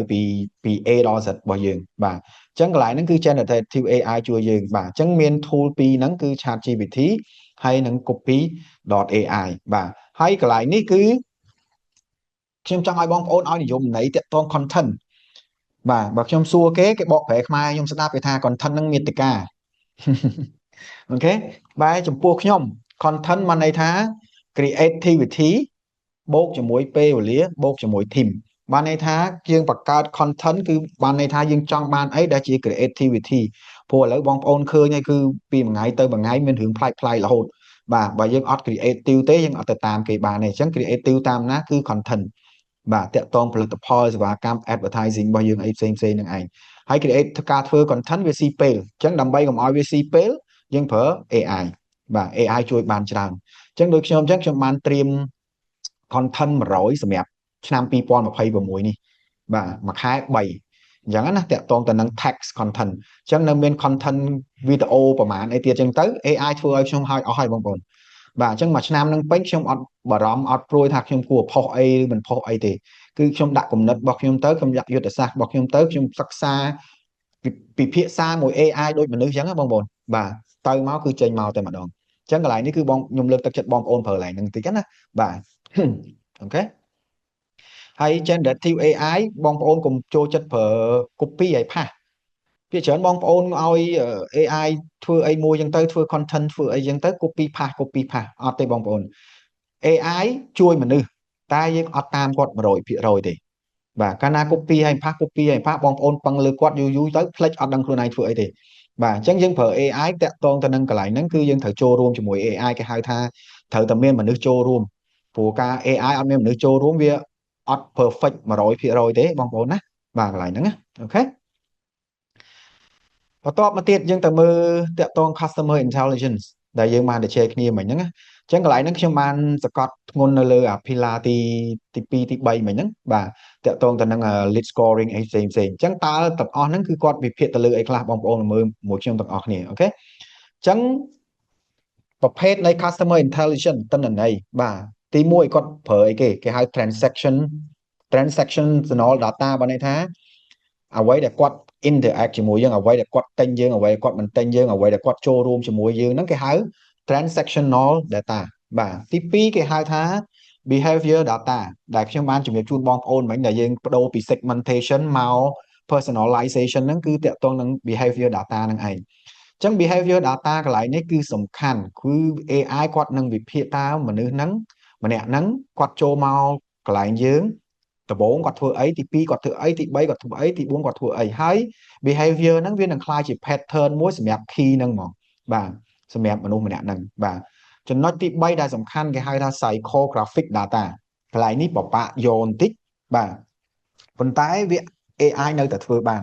តាមរយៈអ្វីដែលក្រុមហ៊ុនធំគេធ្វើអា step គេយើងចុចយើងអីយើងចូលទៅមិនអីមិនហ្នឹងណាវាវិភាគយើងដឹងថាតើការគិតរបស់យើងនឹងអីគេអញ្ចឹងតាមរយៈឆាតរបស់យើងជាមួយគាត់ឧទាហរណ៍យើងចូលក្រុមហ៊ុនណាមួយយើងឆាតមួយឆាត bot របស់គាត់ឆាត bot នឹងយកភាសារបស់យើងទាំងអស់យកទៅវិភាគឲ្យចេញជា psychographic data មួយសម្រាប់មនុស្សម្នាក់ហ្នឹងហ្មងគាត់ដឹងថាមនុស្សម្នាក់ហ្នឹងគិតអីបាទហើយថ្ងៃក្រោយអាចនឹងទិញអីអញ្ចឹងណាបងប្អូនអាហ្នឹងហើយគេហៅ psychographic data មួយទៀតគឺ demographic data នេះរឿងធម្មតាទេតាក់ទងនឹងភូមិសាស្ត្របាទទីតាំងយុម៉ានអីម៉ានហ្នឹងអាហ្នឹងហៅ demographic data បាទហើយ attitude data នេះគឺស្តៀងនឹង psychographic data ដូចគ្នាបាទអញ្ចឹងបងប្អូនមកមើលខាងឆ្វេងមកវិញបាទតាក់ទងទៅនឹង predictive lead scoring អូខេអញ្ចឹងខ្ញុំបានបញ្យល់មុនហ្នឹងដូចជំរាបជូនបងប្អូនអញ្ចឹង lead scoring ហ្នឹងគឺវាជួយ prioritize sales outreach បានន័យថាវាជួយ prioritize ថា customer មួយណាដែលយើងគួរទៅមុនបាទអត់ដូចឥឡូវខ្ញុំជឿថាបងប្អូនឥឡូវក៏មានខ្ញុំក៏មានដែរកន្លែងហ្នឹងណាបាទព្រោះដោយសារខ្ញុំអត់ទាន់បានដាក់AI 100% ក្នុង CRM system របស់ខ្ញុំឯងវាមានតិចតួចអញ្ចឹងអញ្ចឹងកន្លែងនេះគឺបានន័យថាយើងដឹងថាអតិថិជនហ្នឹងមួយណាដែលយើងគួរទៅមុនហ្មងយើងអត់ចាយពេលដូចមុនទៀតទេយើងឧទាហរណ៍មាន lead 10000បើខ្ញុំពីមុនមាន lead រាប់ពាន់ខ្ញុំទេទាំងអស់អត់ដឹងអតិថិជនមួយណាល្អមិនល្អទេអត់ដឹងអតិថិជនមួយណាដែលគិតថាអាចនឹងទិញទេគឺទេទៅព្រាវតាក់តងទៅព្រាវប៉ុន្តែនៅពេលដែលយើងមាន data ពេញដៃបាទ data ទិន្នន័យពីអតិថិជននឹងពេញដៃរបស់យើងហើយយើងឲ្យ AI ជួយវិភាគវានឹងដឹងថាអតិថិជនមួយណាយើងគួរទៅមុន sale ពេលលក់បានលឿនបានលុយច្រើនជាងមុនបាទអូខេទី2គឺគាត់ engagement insight ដែលគាត់អាចវិភាគបានគឺ analyst email ដូចខ្ញុំបានជំរាបជូនបងប្អូនមិញអញ្ចឹងគឺមិនត្រឹមតែ email ទាំង chat ទាំងអីហ្នឹងដែលយើងមាន chat bot ហើយ chat bot ហ្នឹងនឹងផ្ញើព័ត៌មានចូលក្នុង data របស់យើងឲ្យយើងអញ្ចឹងគាត់វិភាគទាំងអស់តាក់ទងទៅនឹងពាក្យសម្ដីតាក់ទងការសរសេរតាក់ទងអីផ្សេងដែលមាន và vì chỉ transactional របស់យើងហ្នឹងគឺដាក់ចូលមកឲ្យយើងវិភាគដឹងថាអតិជនមួយនេះយើងគួរតែ engage ជាមួយគាត់មិនយើងគួរតែផ្ញើសារទៅគាត់របៀបម៉េចយើងគួរតែមានអីឲ្យគាត់ចូលចិត្តស្ដាប់ពាក្យអីអញ្ចឹងណានេះជាអ្វីដែល AI អាចធ្វើបានដែលមនុស្សយើងពិបាកធ្វើបានអញ្ចឹងណាអញ្ចឹង AI ភាគច្រើនធ្វើកន្លែងហ្នឹងតាក់ទងទៅនឹង business ឲ្យយើងជួយបានច្រើនមែនទែនហើយខ្ញុំនៅតែលើក Amazon ដដែលកន្លែងហ្នឹងគឺគាត់ប្រកែមែនទែនខ្ញុំអាន email គាត់មួយណាក៏ខ្ញុំចង់ទិញដែរបាទដោយគាត់ដឹងពីខ្ញុំច្បាស់ហ្មងណាបងប្អូនព្រោះខ្ញុំអាសាចូល website របស់គាត់ខ្ញុំ click អីខ្ញុំធ្វើអីខ្ញុំមានអារម្មណ៍ថាគាត់ចាប់យកទិន្នន័យខ្ញុំទៅទាំងអស់ហើយដល់ពេលគាត់ផ្ញើ email មកម្ដងសភៅដែលគាត់ recommend មកគឺខ្ញុំចង់ទិញហ្មងបាទព្រោះគាត់ដឹងថាខ្ញុំអានសភៅអីអញ្ចឹងណានេះជាអ្វីដែលជួយបានហើយខ្ញុំអត់ជឿថាអាហ្នឹងមនុស្សអ្នកធ្វើទេបាទគឺ AI អ្នកធ្វើ100%ហើយតាមការស្រាវជ្រាវរបស់ខ្ញុំគឺ Amazon ប្រើ AI មែនបាទ AI គឺផ្ញើ email មកខ្ញុំអូតូបាទព្រោះឃើញបាត់ខ្ញុំយូរអញ្ចឹងគាត់ analyst អញ្ចឹងទៅបាត់រយៈពេលប៉ុន្មានត្រូវផ្ញើអីបាត់រយៈពេលប៉ុន្មានទៅផ្ញើអីត្រូវ engage ជាមួយខ្ញុំរបៀបម៉េចកន្លែងហ្នឹងហើយគឺជា AI បាទអូខេមួយទៀតតកតងកន្លែងនេះសាមញ្ញទេ data cleansing បានន័យថាវាជួយ delete data ណាដែល duplicate បានន័យថាជាន់គ្នាហើយ data នឹងអត់ update យើងទៅវានឹង alert មកយើងថាគួរតែ update របៀបម៉េចមានព័ត៌មានអីខ្លះដែលយើងត្រូវដាក់នឹងហើយតកតងទៅនឹង data cleansing បាទអញ្ចឹងដល់កន្លែងនេះខ្ញុំសង្ឃឹមថាបងប្អូនទាំងអស់គ្នាទទួលបានច្រើនបាទទទួលបានច្រើនតកតងទៅនឹង AI for marketing របស់យើងហើយខ្ញុំសូមចូល slide មួយទៀតបាទគេហៅថា spotlight ad optimization អូខេខ្ញុំនិយាយលឿនពេកទេបងប្អូន Hello Yeah. am I going too fast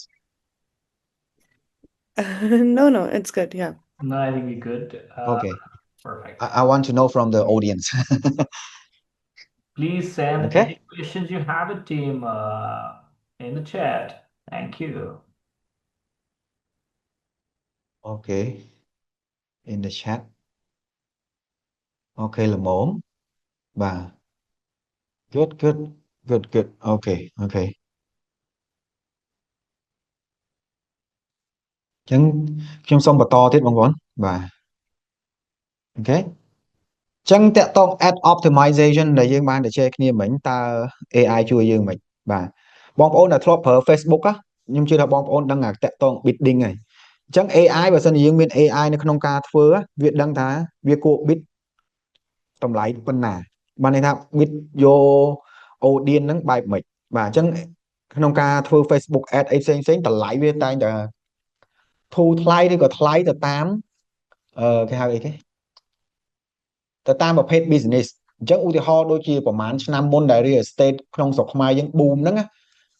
អ្នក real estate មួយគឺ boom ម្ដងអស់ច្រើនមែនទែនអាហ្នឹងហើយ bidding តែយើងអត់ដឹងថាគួរធ្វើម៉េចឲ្យធូរជាងមុនអញ្ចឹងមាន AI វានឹងជួយកន្លែងហ្នឹងឯងគេហៅថា real time bidding អូខេហើយ AI វានឹងជួយវិភាគយើងទៀតថាតើយើងគួរទៅ advertise ទៅលើ platform មួយណាព្រោះអីវាមាន data របស់យើងពីមុនឧទាហរណ៍យើងធ្លាប់អឺ advertise នៅ Facebook អស់ប៉ុណ្ណេះនៅ TikTok អស់ប៉ុណ្ណេះអស់ YouTube នៅប៉ុណ្ណេះលទ្ធផលមិនអីចឹងទៅអញ្ចឹងដល់ពេលដែលយើងមានបាត់ចិត្តមកកញ្ចប់ណាមួយដែលយើងចង់ធ្វើគឺយើងមកធ្វើការជាមួយ AI របស់យើងហ្នឹងវានឹងប្រាប់យើងវិញថាយើងគួរតែចាយប្រមាណពាន់នៅ Facebook ប្រមាណពាន់នៅ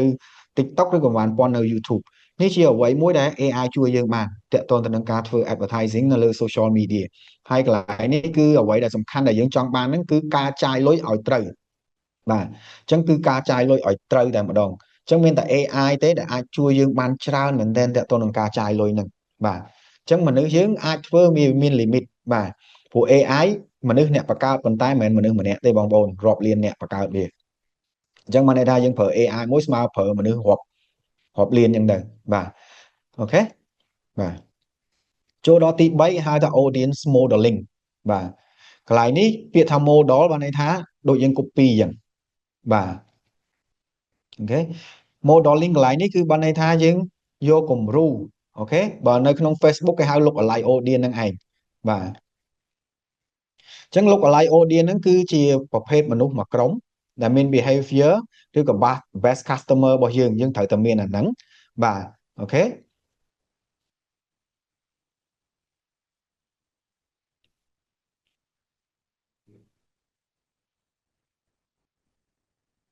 Okay ទទួលបានកន្លែងហ្នឹងទាំងអស់គ្នាបងប្អូនបាទអូខេបងប្អូនអាចជួយឲ្យមេដៃឬក៏សញ្ញាមួយអញ្ចឹងណាដើម្បីឲ្យខ្ញុំដឹងថាបងប្អូនបានទទួលបានអូខេអរគុណបាទអរគុណអរគុណអូខេ good good good good good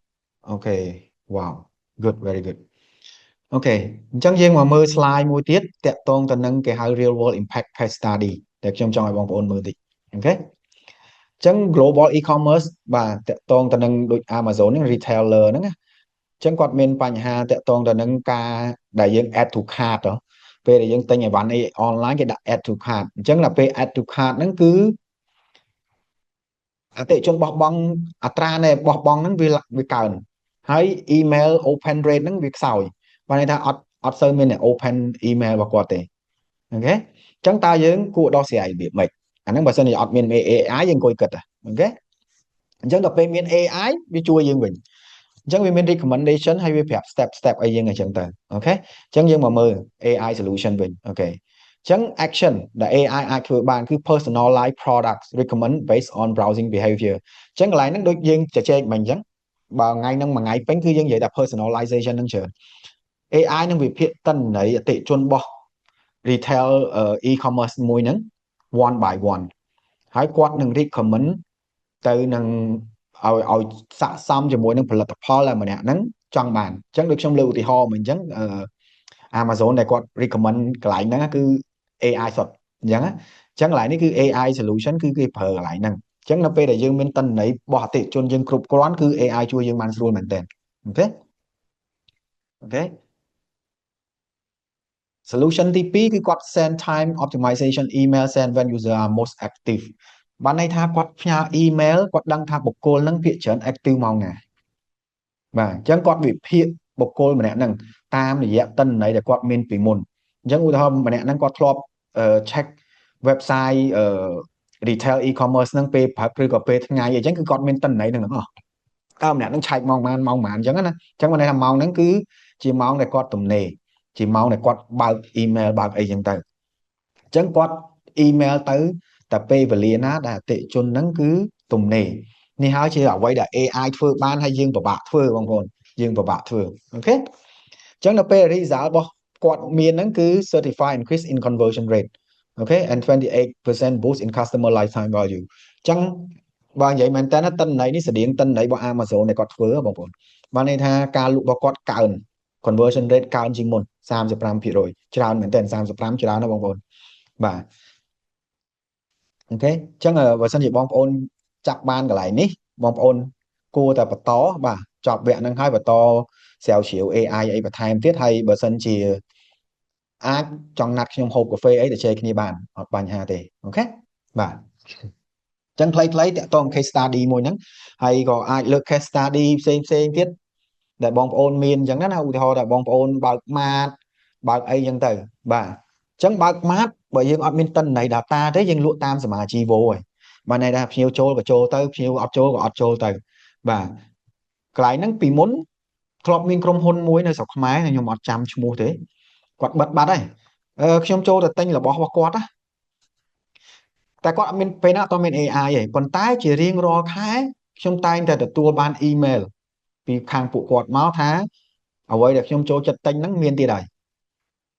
អញ្ចឹងណាខ្ញុំបាន email បែបហ្នឹងមកហ្មងនេះជាអ្វីដែលមនុស្សធ្វើពីមុនអញ្ចឹងឥឡូវអត់ទេគឺ AI អ្នកធ្វើជំនួសយើងបាទមានទិន្នន័យមាន data គាត់នឹងផ្ញើទៅយើងមកប្រហែលយើងមើលយើងអានទៀតបាទអូខេបាទចូល slide បន្ទាប់តាក់ទង data decision and return on investment អូខេអញ្ចឹងកន្លែងនេះអ្វីដែលយើងនិយាយពីដំបូងមកច្រើនហ្នឹងបាទមួយគ្នាយ៉ាងចង់1ម៉ោងហ្នឹងគឺយើងនិយាយតែពី data ហើយការធ្វើសម្រាប់ចិត្តរបស់អតិថិជនហើយតើ return on investment ហ្នឹងរបៀបម៉េចអូខេអញ្ចឹងខ្ញុំតិចទៀតខ្ញុំនឹងបង្ហាញ graph តាក់ទងទៅនឹង performance បាទតាក់ទងទៅនឹងការធ្វើ marketing បែបប្រពៃណីហើយនឹងការធ្វើ marketing បែប AI អូខេបាទនេះជា graph បាទបងប្អូនមើលពណ៌ខៀវកម្ៅហ្នឹងបាទអាហ្នឹង traditional marketing ហើយពណ៌លឿងពណ៌មាសយើងហ្នឹងគឺតាក់ទងទៅនឹង AI driven marketing អូខេអញ្ចឹងកន្លែងហ្នឹងកន្លែងណាក៏ AI នាំមុខយើងដែរបងប្អូនអញ្ចឹងតាក់ទង lead quality lead quality មនុស្សយើងធ្វើបានតែមានកម្រិតតែ AI ធ្វើបានគឺលម្អិតជាងយើងបាទអញ្ចឹងបើគិតជា percentage អីផ្សេងគឺគាត់នៅតែឈ្នះយើងជានិច្ចបានន័យថា lead quality ដែលគាត់អាចជួយយើងបាន drive រហូតដល់ 45% ល្អជាងមុនបាទល្អជាងមុន process efficiency អីផ្សេងក៏គាត់ធ្វើបានល្អជាងមុនដែរព្រោះ AI អត់មនុស្សទេ AI អត់ងាយផ្លេចទេបងប្អូនមិនមែនអត់ងាយគឺអត់ចេះផ្លេចហ្មងព័ត៌មានអ្វីក៏ដោយដែលយើងបរៀន AI ដែលយើងដាក់ឲ្យ AI ហើយ AI មានគឺគាត់ទៅយកបានលឿនជាងយើងគាត់អានលឿនជាងយើងអញ្ចឹងតន្ន័យខ្ញុំធ្លាប់ឲ្យChatGPT ទេខ្ញុំដាក់សភៅមួយប្រហែលជា300ទំព័របាទឲ្យគាត់សង្ខេបឡើងវិញ1នាទីហើយបាត់ upload ភ្លាមចុចភ្លាមតន់ដល់1នាទីគាត់សង្ខេបហើយទាំងអស់អូខេអញ្ចឹងកន្លែងនេះគឺ perfect មែនទេតកតងការអានមកគាត់ណាអញ្ចឹងគឺការរៀបប្រសាសន៍រៀបអីផ្សេងតកតង marketing campaign គឺយើងរៀបអត់ឈ្នះគាត់ទេបងប្អូនលំអិតមែនតែនហ្មងពី1ដល់10បាទពី1ដល់10អូខេអញ្ចឹងទាំងនេះក្រាបនេះគឺយកពីពិភពលោកមកទាំងមូលតែម្ដងដែលគេធ្វើការស្រាវជ្រាវណាបងប្អូនបាទហើយតកតង return on investment គឺមានប្រសិទ្ធភាពរហូតដល់ 85% បើមនុស្សមានប្រសិទ្ធភាពតែ50ទេបាទអញ្ចឹងកាលណាស្ថាប័នមួយដែលប្រើ AI ជំនួយក្នុងការធ្វើ marketing គឺគាត់បានប្រសិទ្ធភាពនៃការចាយលុយ1រៀលរបស់គាត់ហ្នឹងណាមានប្រសិទ្ធភាព 85% បាទអញ្ចឹងដើម្បីគណនាតកតងទៅនឹងmarket return on investment អត់ពិបាកទេបងប្អូនយកលុយដែលយើងបានចែកនឹងលុយ marketing ដែលយើងចាយទៅឃើញហើយបាទអូខេក្រាបមួយទៀតក៏ជាក្រាបមួយពិសេសដែលជាព័ត៌មានដាស់ស្មារតីជូនបងប្អូនទាំងអស់គ្នាតើពិភពលោកយើងទាំងមូលនឹងទៅបែបណាជាមួយនឹង AI អូខេបាទអញ្ចឹងតកតង AI របស់យើងបងប្អូនមើលតិន្នន័យនេះជាតិន្នន័យរបស់ពិភពលោកទាំងមូលមិនមែនចេញពីខ្ញុំទេជាចេញពីការស្រាវជ្រាវមកបាទហើយចង់ជំរាបជូនបងប្អូនដែរថា AI មិនមែនតែមានឥឡូវទេគេជំនាន់សង្គ្រាមលោកលើកទី1លោកលើកទី2មករហូតមកអញ្ចឹងទៅតែដោយសារជំនាន់ហ្នឹងគឺតកតងទៅនឹងការផ្ទុកតិន្នន័យអីផ្សេងវាអត់ទលំទលាយដូចយើងបាទហើយក៏គេបោះបង់ច្រើនអញ្ចឹងទៅដល់ឆ្នាំ2020ដែល22ដោយ ChatGPT ចេញមកហ្នឹងគឺបានចាប់ផ្ដើមផ្ទុះតែម្ដងក៏ប៉ុត AI មានយូរហើយបងប្អូនបាទតែធម្មតា AI វាត្រូវការគេហៅកន្លែងផ្ទុកតិន្នន័យណា data center ហ្នឹងធំជាងធម្មតាអញ្ចឹងសម័យមុនហ្នឹងគឺអត់អាចផ្ទុកបានទេដូចបងប្អូនតនជំនាន់គេហៅស្អីគេពេល sale ឯកសារអត់មាន flash អាហ្នឹងស្អីគេ4ជ្រុងធំហ្នឹងហើយ sale បានតែប្រហែលគីឡូឯងអញ្ចឹង technology នៅជំនាន់ហ្នឹងគឺ AI អត់ទាន់អាចប្រើបានទេអញ្ចឹងឥឡូវបើ technology ឥឡូវនេះគឺ cloud អីផ្សេងទលំទលាយអញ្ចឹង AI អាចប្រើបានទលំទលាយបាទអូខេអញ្ចឹងកន្លែងនេះដាស់ស្មារតីបងប្អូនបាទបងប្អូនមើលទៅរយៈពេល2023ទៅ2030រយៈពេលតែ7ឆ្នាំទេបាទដែលគេអាច estimate អូខេ AI in marketing ដែលមានតម្លៃរបស់វាចាប់ពី 12.5 billion 09បានន័យថា 12.5 ពាន់លានទៅ72ពាន់លានបាទបើយើងមើលគឺឡើង6ដង7ឆ្នាំហ្នឹងឡើង600%បាទច្រើនមែនតើអញ្ចឹងបានន័យថាមួយឆ្នាំកើន 100% អញ្ចឹងកន្លែងនេះគឺ organization ផ្សេងគេចាប់ផ្ដើមចាយលុយទៅលើ AI ហ្នឹងហើយដើម្បីធ្វើ marketing ឲ្យមានប្រសិទ្ធភាពជាងមុនអញ្ចឹងបើសិនជាយើងនៅតែមានបងប្អូនខ្លះគាត់សួរខ្ញុំណាបងប្អូនកន្លែងនេះខ្ញុំលើកទឹកចិត្តបន្តិចទេខ្ញុំអាសានិយាយបាទអ្នកដែលស្គាល់ខ្ញុំគាត់ដឹងហើយគាត់ពេលដែលខ្ញុំសួរគាត់ថាបងជាម្ចាស់អាជីវកម្មអូខេបងជា entrepreneur បងចង់បានមនុស្សបកកែមកធ្វើការអត់ថាចង់អូខេចុះបើមាន marketing manager ឬក៏ marketing director ណាម្នាក់ដែលបកកែធ្វើ marketing អត់ងាយខុសទេបងឲ្យប្រាក់ខែគាត់បានអូខេគាត់និយាយចេញមក10000អញ្ចឹងទៅអូខេបាទអញ្ចឹងខ្ញុំក៏សួរគាត់វិញគាត់ប្រើ AI នៅគាត់ថានៅអញ្ចឹងណាហើយគាត់ថាប្រើទៅអីវាយកលុយយើងហ្នឹងអូខេបាទអញ្ចឹងគាត់កាត់ខុសឡើយហ្នឹងបានន័យថាម៉េចបងប្អូនយើងចង់ប្រើអ្នកបកកាយហើយយើងសួរថាលើពិភពលោកនេះតើអ្នកណាគេបកកាយជាងគេឥឡូវមនុស្សគ្រប់គ្នាគឺមានសមត្ថភាពមានឱកាសប្រើអ្នកពូកែទាំងអស់តែយើងអត់បានប្រើបាទគឺ AI អូខេខ្ញុំអាចហ៊ាននិយាយបានថាអត់មានមនុស្សណាម្នាក់ឆ្លាតជាង AI ទេបងប្អូនព្រោះអី AI ដូចខ្ញុំជំរាបជូនបងប្អូនអញ្ចឹងមិនមែនមនុស្សម្នាក់ធ្វើទេមនុស្សជាច្រើនអ្នកចូលរួមធ្វើវាហើយសិតតអ្នកបកកាយទាំងអស់ហើយបូកចេញមកបាន AI មួយហើយយើងបានជាយើងម្លងឱកាសអត់ព្រមរៀនប្រើវាពីឥឡូវទេបាទអូខេហើយអ្នកខ្លះយកលេសអាយុអីចឹងទៅអត់មានទេបងប្អូន AI ស្រួលរៀនណាស់អត់មានអីពិបាកសោះបាទហើយវាអត់ចេះឆ្លោះមួយយើងទៀតយើងស្ដីឲ្យវាក៏វាអត់ចេះខឹងដែរអូខេអញ្ចឹងកន្លែងនេះបងប្អូនមើលកន្លែង graph ហ្នឹងទៅដឹងហើយ graph នេះมันប្រកាសថាត្រូវ 100% ទេបងប្អូន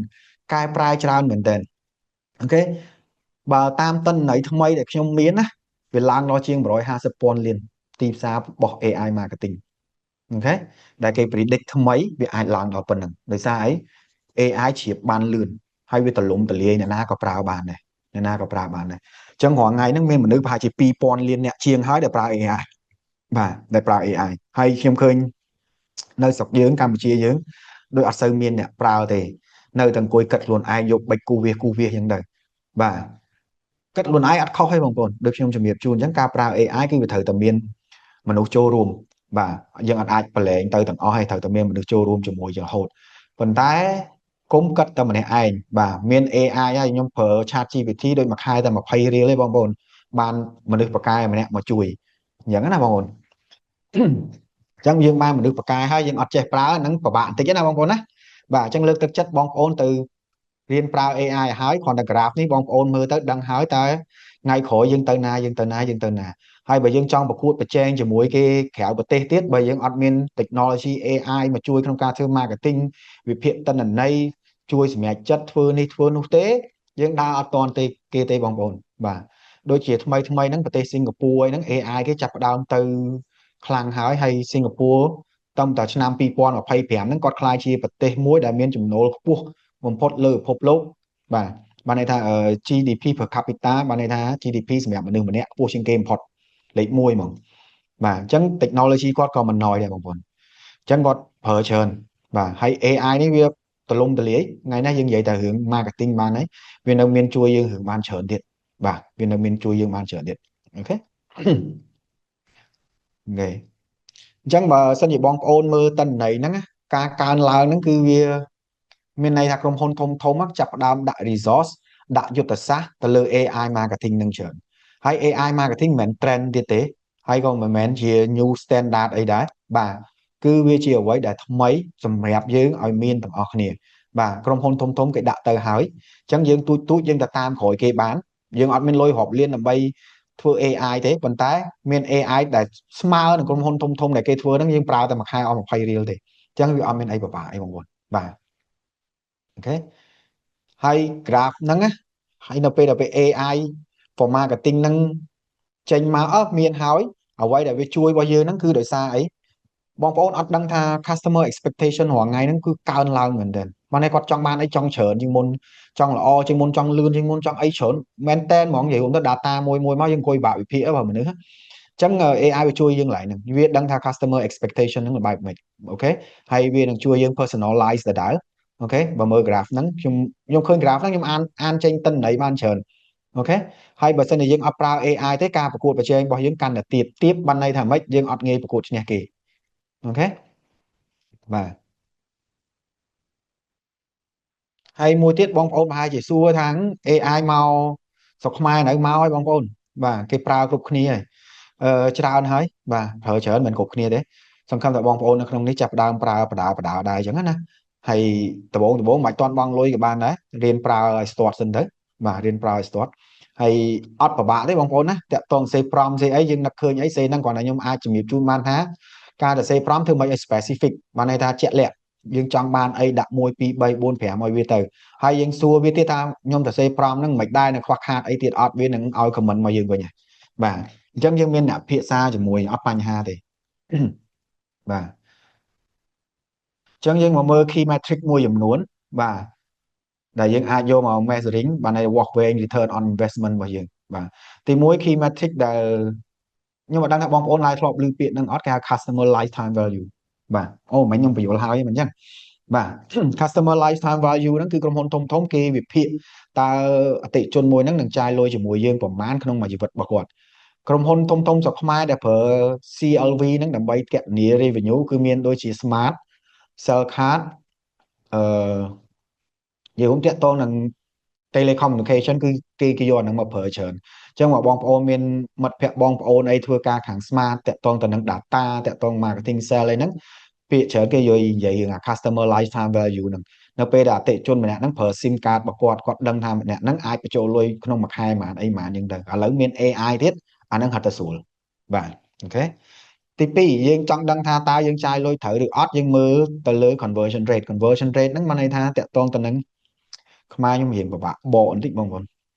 បានន័យថាអតិថិជន100នាក់ទិញបានប៉ុន្មាននាក់អីចឹងទៅហ្នឹងហៅ conversion rate ឧទាហរណ៍យើងជួបអតិថិជន100ទិញយើង10 conversion rate យើងគឺ10%អញ្ចឹងកន្លែងហ្នឹងគឺ AI វាជួយយើងថាធ្វើម៉េចឲ្យកើនអា conversion rate ហ្នឹងឲ្យបានអតិថិជន100មកទិញ50ទិញ60ទិញអីចឹងទៅអញ្ចឹង AI វាជួយកន្លែងយើងបាទវានឹងវិភាគទិន្នន័យថាយើងគួរតែបន្ថែមអីកន្លែងណាធ្វើ content របៀបម៉េចផ្ញើសាររបៀបម៉េច personalization របៀបម៉េចហើយទៅគួរទៅ platform ណាអីផ្សេងហ្នឹងទៅអញ្ចឹងកន្លែងហ្នឹងគឺ conversion rate គឺ AI វាជួយយើងដើម្បីបង្កើន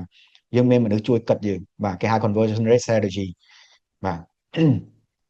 ទី3យើងមើល cost per acquisition បានន័យថាតើយើងចាយលុយ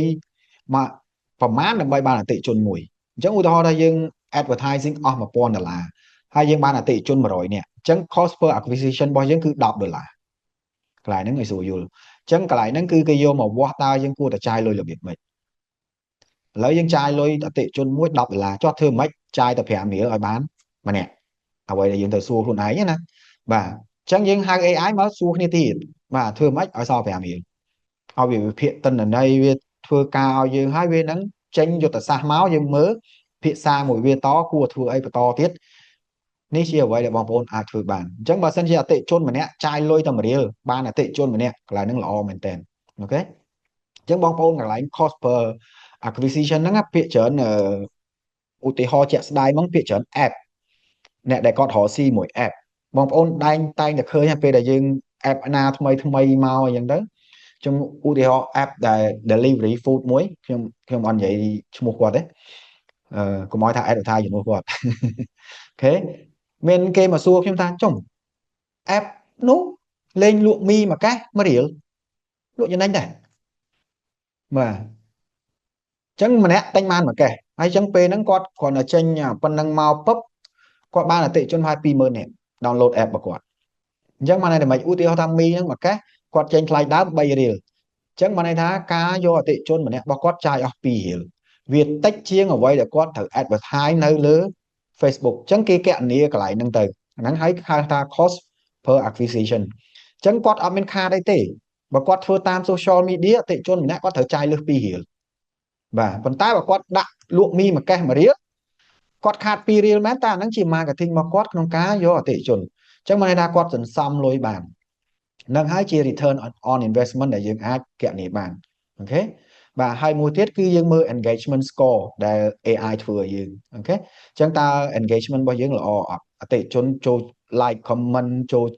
ពិភាក្សាអីផ្សេងមួយយើងបានច្រើនអត់គាត់មានការឆ្លើយតបមួយយើងអត់ពាក្យថា engagement កន្លែងនេះបានន័យថាមានទៅមានមកបងប្អូនណាបាទមិនមែនយើង engage ម្នាក់ឯងទេមិនមែនយើងទៅនិយាយមកអតិថិជនហើយថាហ្នឹងហៅ customer engagement អត់ទេបើយើងផ្ញើ email ផ្ញើសារទៅភ្ញៀវអត់តបបានន័យថាហ្នឹងអត់ no engagement បាទ no engagement អូខេអញ្ចឹងនេះជាកត្តា4ដែលបងប្អូនយកទៅវិភាគ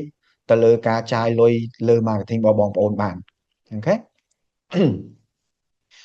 ចុងក្រោយទៀតបាទ slide បន្ទាប់មិនទាន់ចុងក្រោយទេបាទតាក់ទងទៅនឹង ethical and AI principle អញ្ចឹងការប្រើ AI មានបងប្អូនខ្លះក៏សួរបងប្អូនខ្លះក៏គាត់មិនបានសួរឡើយហ្នឹងអញ្ចឹង AI មិនចេះតែប្រើណាបងប្អូនគឺអ្វីទាំងអស់គឺក្រោមច្បាប់ទាំងអស់បាទក្រោមច្បាប់ទាំងអស់អញ្ចឹងកន្លែងហ្នឹងទី1គេហៅថា ensuring fairness អូខេ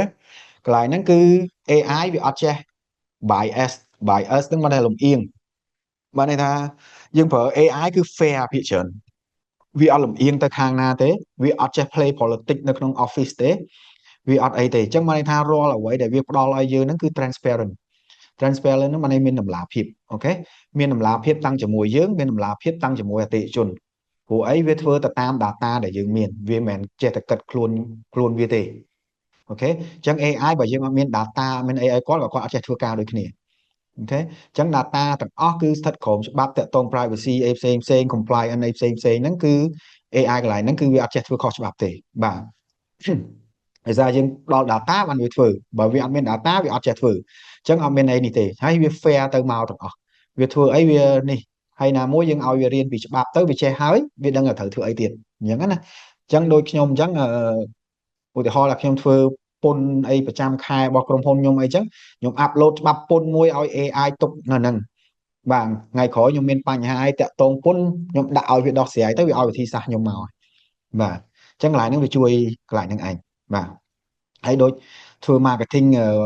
វគ្គ free webinar នេះអញ្ចឹងក៏ខ្ញុំមានតនន័យមកដើម្បីវិភាគដែរតើ register បានប៉ុន្មាន expect អ្នកចូលបានប៉ុន្មានហើយអ្នក register ហ្នឹងមកតាមណាមានទាំងអស់អញ្ចឹងណាបងប្អូនបាទអូខេអញ្ចឹងខ្លីៗទេតាក់ទង ethical បាទ sorry អូខេអញ្ចឹងសរុបមកវិញបាទកន្លែង challenge ខ្លះដែល AI មានណាអូខេអញ្ចឹង AI ពេលខ្លះអ្វីដែលអាចមានភាពលំអៀងហ្នឹងគឺកើតឡើងនៅពេលដែលយើងឲ្យ data វាខុសគេហៅ algorithm mix bias បានន័យថាកាលណាយើងឲ្យ data វាលំអៀងលទ្ធផលចេញមកលំអៀងបាទអញ្ចឹងកន្លែងនេះវាស៊ីសងលើអ្វីដែលយើងផ្ដល់ឲ្យវាដែលខ្ញុំបានជំរាបជូនបងប្អូនហ្នឹងគឺអ្វីក៏ដោយគឺស្ថិតលើយើងទាំងអស់អញ្ចឹងកាលណាយើងឲ្យ data វាខុសវាធ្វើខុសយើងឲ្យ data វាត្រូវវាធ្វើត្រូវអូខេបាទតាក់ទង data privacy មួយទៀតគឺ AI អាច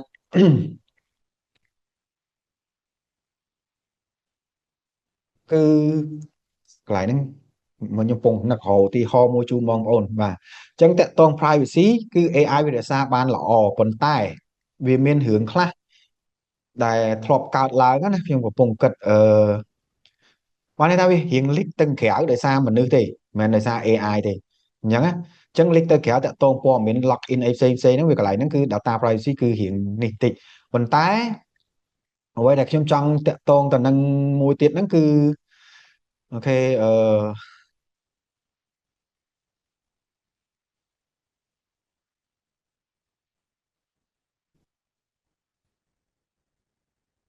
ូខេអញ្ចឹងតាក់ទង data privacy ហ្នឹងគឺពាក្យច្រើនដែលយើងមើលទៅលើ TikTok ហ្នឹងហើយត្រាំមកបងអត់មែនត្រាំឯអាមេរិកដែលចង់ ban TikTok ហ្នឹងណាគឺតាក់ទងកន្លែង data privacy ហ្នឹងឯងអញ្ចឹងគឺតើយើងមានអីទៅគ្រប់គ្រងវាឬអត់បាទគឺមាន គេហៅមានពួកបច្ចេកវិទ្យារបស់គេ Enscript អីផ្សេងហើយមានក្រុមហ៊ុនធំដែលគេទទួលផ្ទុក data ហ្នឹងគេហៅ third party អញ្ចឹងតាក់ទង data privacy ហ្នឹងគឺត្រូវតែមាន third party ជួយទុកយើងអាចទុកខ្លួនឯងបានទាំងអស់ហើយអញ្ចឹងណាបាទហើយ data privacy ហ្នឹងមួយទៀតវាបង្កើតការទុកចិត្តបើសិនជាយើងមាន data privacy សម្រាប់អតិថិជនរបស់យើងបានន័យថាព័ត៌មានរបស់គាត់អត់លេចធ្លាយទេបាទអត់មានលេចធ្លាយទេកាលណាលេចធ្លាយវាធ្វើឲ្យគេបាត់ទំនុកចិត្តលើយើងអីចឹងទៅអញ្ចឹងដូចឧទាហរណ៍យើងធ្លាប់មើលព័ត៌មានពីមុនដែលក្រុមហ៊ុនធំដែល leak data ហ្នឹងចេញមកគេប្តឹងយកលុយរាប់ពាន់លានអីចឹងទៅបាទអញ្ចឹងកន្លែង data privacy ហ្នឹងវាជា challenge មួយដែលយើងត្រូវទៅធ្វើទាំងអស់គ្នាហើយយើងដឹងថា challenge នេះជាអ្វីដែលយើងត្រៀមខ្លួនទុកមុនកុំឲ្យវាបែកខ្ចាយអីចឹងណាតាមរយៈការប្រើ AI ហ្នឹងទៅបាទអូខេចឹងដើម្បីប្រើ AI ឲ្យមានសុវត្ថិភាពកុំឲ្យមាន challenge ទាំងពីរហ្នឹងកើតឡើងបាទទីមួយយើងត្រូវតែប្រើ AI ដែលមានវិន័យនិង framework បានន័យថាយើងគិតខ្លួនឯងតើយើងដាក់វិន័យរបស់យើងប្រើរបៀបម៉េចហើយ framework របៀបម៉េចអញ្ចឹងក្នុងហ្នឹងខ្ញុំអាច share key action ខ្លះជូនបងប្អូនទីមួយយើងត្រូវតែមាន clean and balanced data បានន័យថា data យើងគឺច្បាស់100%បាទមាន balance ទៅមកបានន័យមកភាពគ្នាអូខេត្រូវមានតែមនុស្សនៅក្នុង loop ជាមួយនឹង AI បានន័យថាយើងអត់អាចឲ្យ AI ធ្វើមកស្រឡាញ់ហើយយើងអង្គុយផឹកកាហ្វេហូបបាយរហូតទេអត់កើតទេអូខេហើយយើងត្រូវតែមាន policy គេហៅ data policy ប្រចាំក្រុមហ៊ុនរបស់យើងបាទ data policy ប្រចាំក្រុមហ៊ុនរបស់យើងអូខេហើយយើងត្រូវតែមានការកំណត់ security and access control តាក់ទងទៅនឹង system ដែលមាន AI របស់យើងបាទអញ្ចឹងកន្លែងហ្នឹងខ្ញុំជំរាបជូនមិញហ្នឹងចង់និយាយពាក្យហ្នឹងនឹកអត់ឃើញបាទគេហៅ security and access control បានន័យថាយើង ព័ត៌មាន log in អីផ្សេងគឺត្រូវតែមានក្រមវិន័យអីផ្សេងក្នុងការ log in ណាប្រើអីប្រើបានកន្លែងណាអីកន្លែងណាហ្នឹងគឺយើងត្រូវតែមានអាហ្នឹងអញ្ចឹងក្រុមហ៊ុនបើនិយាយក្រុមហ៊ុនធំៗកន្លែងហ្នឹងគឺ strict មែនតើបងប្អូន strict បាទដូចជាក្រុមហ៊ុនខ្លះ email log in បានតែនៅក្នុងក្រុមហ៊ុននេះដើរចេញក្រៅក្រុមហ៊ុន log in អត់បានទេអញ្ចឹងទៅបាទអូខេហើយត្រូវចេះ audit បាទ key action មួយទៀតគឺបងប្អូនត្រូវតែមានការ audit ជាប្រចាំបាទបានន័យថាយើង audit ទៅលើ system audit ទៅលើ AI ការងាររបស់វាតើវាដល់ណាវាធ្វើបានអីខ្លះមានខុសអីអត់តាក់ទង data privacy មានខុសអត់មាន leak អត់អាហ្នឹងគេហៅ audit ដែរបាទអញ្ចឹងយើងត្រូវ audit វាជាប្រចាំអញ្ចឹងណាអូខេ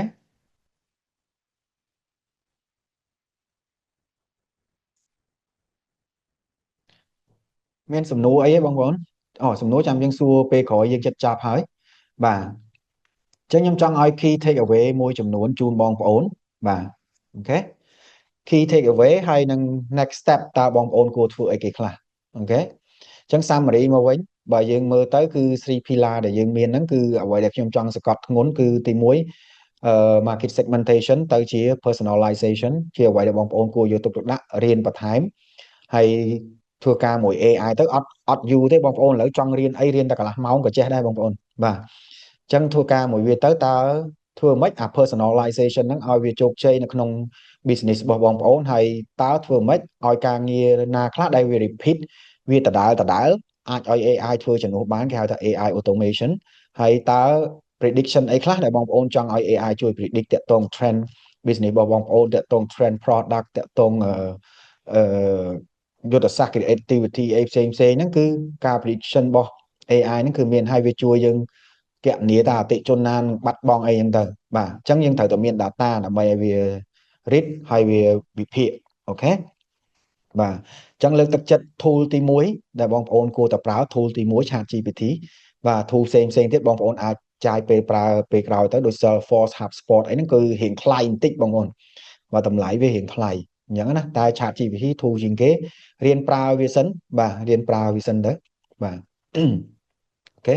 ហើយចំណុចចុងក្រោយទី3 ethical implementation is key to long term success បានន័យថាបើយើងធ្វើអីក៏ដោយយើងមាន AI គឺយើងប្រើបែបក្រមសីលធម៌បានន័យថាយើងមានក្រមសីលធម៌ក្នុងការប្រើប្រាស់វាគឺការពារអតិថិជនការពារក្រុមហ៊ុនការពារប្រទេសគោរពតាមច្បាប់អានឹងហើយគេហៅថា ethical implementation អញ្ចឹងការប្រើ AI ឲ្យបានជោគជ័យគឺមាន key takeaway 3ហ្នឹងហើយខ្ញុំសង្ឃឹមថាបងប្អូនទទួលបានច្រើនអញ្ចឹងណាបាទបើបងប្អូនបានទទួលបានច្រើនគឺថាអាចបន្តពីហ្នឹងទៅអាចធ្វើឲ្យខ្លួនឯងបានផលពី AI បងប្អូនអាចជួយលើកមេដៃរូបបេះដូងឬរូបអីដើម្បីជាសញ្ញាជូនខ្ញុំបន្តិចបានទេបងប្អូនបាទអរគុណបាទឃើញបេះដូងមុនគេអូខេអរគុណច្រើនអរគុណបងប្អូនចឹងជាបន្ទាប់បាទដោយសារយើងមានពេល2ម៉ោងនេះខ្ញុំមិនអាចជំរាបជូនលម្អិតតាក់ទងទៅនឹងការប្រើ AI marketing ឲ្យពេញលេញទេបាទអញ្ចឹងស្ថាប័នខ្ញុំក៏ដូចជា AI Cert គឺយើងមានកម្មវិធី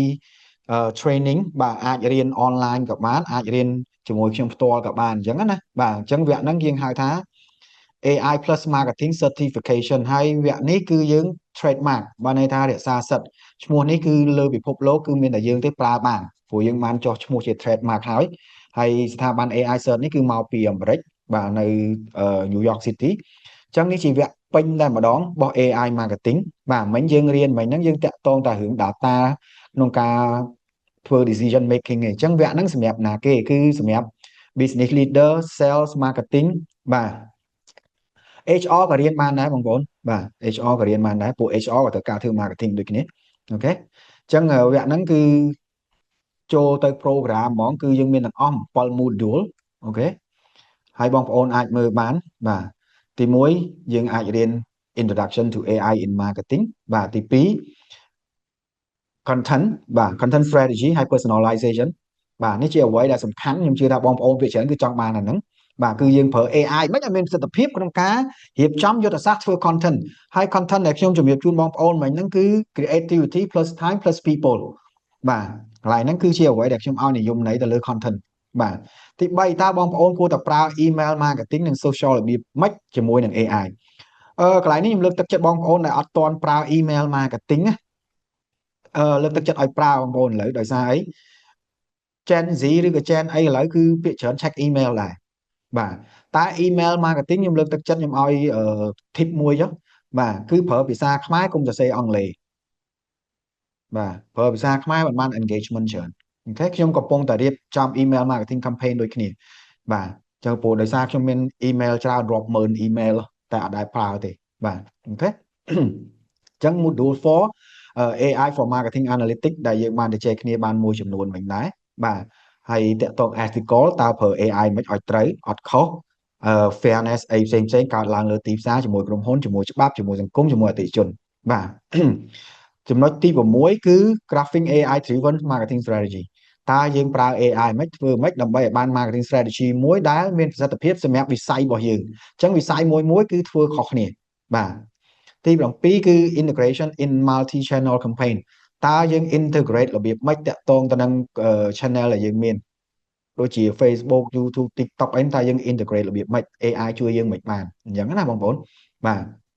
អូខេអញ្ចឹងវគ្គនេះខ្ញុំអាចនិយាយបានថា very unique បាទហើយបើបងប្អូនឃើញក្នុងទីផ្សារភាគច្រើនគេប្រៀនបងប្អូន AI for business AI អីចឹងទៅប៉ុន្តែអត់មាន specific តាមវគ្គមួយដូចពួកខ្ញុំធ្វើទេអញ្ចឹងស្ថាប័ន AI search គឺគាត់ specific មិនមែនមានតែ AI marketing នឹងទេមានច្រើនទៀត AI for sale AI for HR AI for customer service មានទាំងអស់60ជាងវគ្គបងប្អូនណាមានទាំង technical មានទាំង business អូខេ technical សំដៅទៅលើអ្នកសរសេរ code Bitcoin ស្អីផ្សេងអញ្ចឹងណាបាទអញ្ចឹងគ្រាន់តែ AI for business នេះមានជិត30មុខបាទអញ្ចឹងខ្ញុំសហការមួយគាត់គឺដោយសារខ្ញុំឃើញ specific មួយបាទអញ្ចឹងដោយបងប្អូននឹងធ្វើ business យើងត្រូវមានគេហៅ unique selling point USP ហ្នឹងគឺសំដៅទៅលើ specific ដែលយើងមានគេអត់មាននេះជាអ្វីដែលបងប្អូននឹងទទួលបានពី AI search តាមរយៈខ្ញុំបាទអូខេហើយការ training របស់យើងហ្នឹងគឺធ្វើនៅថ្ងៃទី30/31 ខែ1នេះហើយបាទ AI for marketing ហើយយើងធ្វើអត់ធ្វើ online ទេខ្ញុំចង់ធ្វើមានទីតាំងបាទដើម្បីបងប្អូនសួរ engage ជាមួយខ្ញុំបានច្រើនព្រោះបើធ្វើ online ជួនកាលខ្ញុំនិយាយម្នាក់ឯងអញ្ចឹងណាបាទហើយណាមួយបងប្អូនខ្លះគាត់អត់ទាន់ស្ទាត់រឿង online ហ្នឹងដែរបាទអូខេហើយតកតងការរៀនចប់គឺយើងមាន certificate ហើយ certificate ហ្នឹងតាមរយៈ blockchain គឺបានន័យថានៅលើអត់មានពីណាគេបន្លំ certificate យើងបានទេបាទអូខេអញ្ចឹងតម្លៃធម្មតាខ្ញុំឆាច229បាទប៉ុន្តែបើ early bird ពីថ្ងៃហ្នឹងដល់អាទិត្យក្រោយថ្ងៃសៅរ៍តែ179ទេប៉ុន្តែបើបងមកជា group បានន័យថា2នាក់ឡើងបាទតម្លៃ169អូខេតែខ្ញុំនៅមានតម្លៃពិសេសមួយទៀតសម្រាប់បងប្អូនដែលចុះឈ្មោះថ្ងៃនេះដល់ថ្ងៃច័ន្ទបាទតែ3ថ្ងៃហ្នឹងទេដែលគាត់ចុះឈ្មោះគាត់តាក់ទងមកខ្ញុំមកបាទតម្លៃតែ149ទេអូខេ3ថ្ងៃបាទសៅរ៍អាទិត្យច័ន្ទអូខេបងប្អូនអាចមានជាសំណួរអាចសួរបានបងប្អូនណា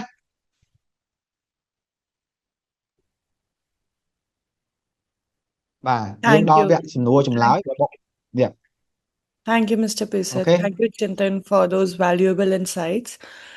I would request the audience if they can share their questions or any doubts in the chat box so that we can pick them up. Meanwhile, we already have a few questions with us. So I'll quickly take those up. The first question, Mr. Pisat, we have here is how long does it typically take to see measurable ROI with implementing AI tools? អូខេបាទបងប្អូនសំណួរទី1ដែលមានបងប្អូនយើងសួរគាត់សួរថាតើយើងអាចវាស់វែងreturn on investment ពេលដែលប្រើ AI ហ្នឹងតើវាមានរយៈពេលប្រហែលអញ្ចឹងណាចម្លើយខ្លីៗទេបងប្អូនបាទគឺពេលខ្លះយើងរៀងពិបាកវាស់កន្លែងហ្នឹងប៉ុន្តែយើងមានចែកចេញជា pace អីចឹងទៅបាទ pace 1យើងអាចហៅថា quick win បានន័យថាក្រុមហ៊ុនខ្លះគាត់ធ្វើលឿនបាទគាត់មានអ្នកបកែអីចឹងទៅត្រឹម30ថ្ងៃអីគាត់អាចចាប់ផ្ដើមឃើញលទ្ធផលតាក់ទងទៅនឹងការប្រើ AI របស់គាត់ហើយអញ្ចឹង return on investment ក្នុងការប្រើ AI ចាប់ផ្ដើមឃើញបដាក្នុង30ថ្ងៃក្រុមហ៊ុនខ្លះគាត់ត្រូវការរហូតដល់30ទៅ90ថ្ងៃបាទជាពិសេសគឺក្រុមហ៊ុន SME បាទក្រុមហ៊ុនធំលឿនមែនតើមួយខែអញ្ចឹងទៅដោយសារគាត់មាន tool គ្រប់គ្រាន់យើង SME ជាងការយើងបាត់ចិត្ត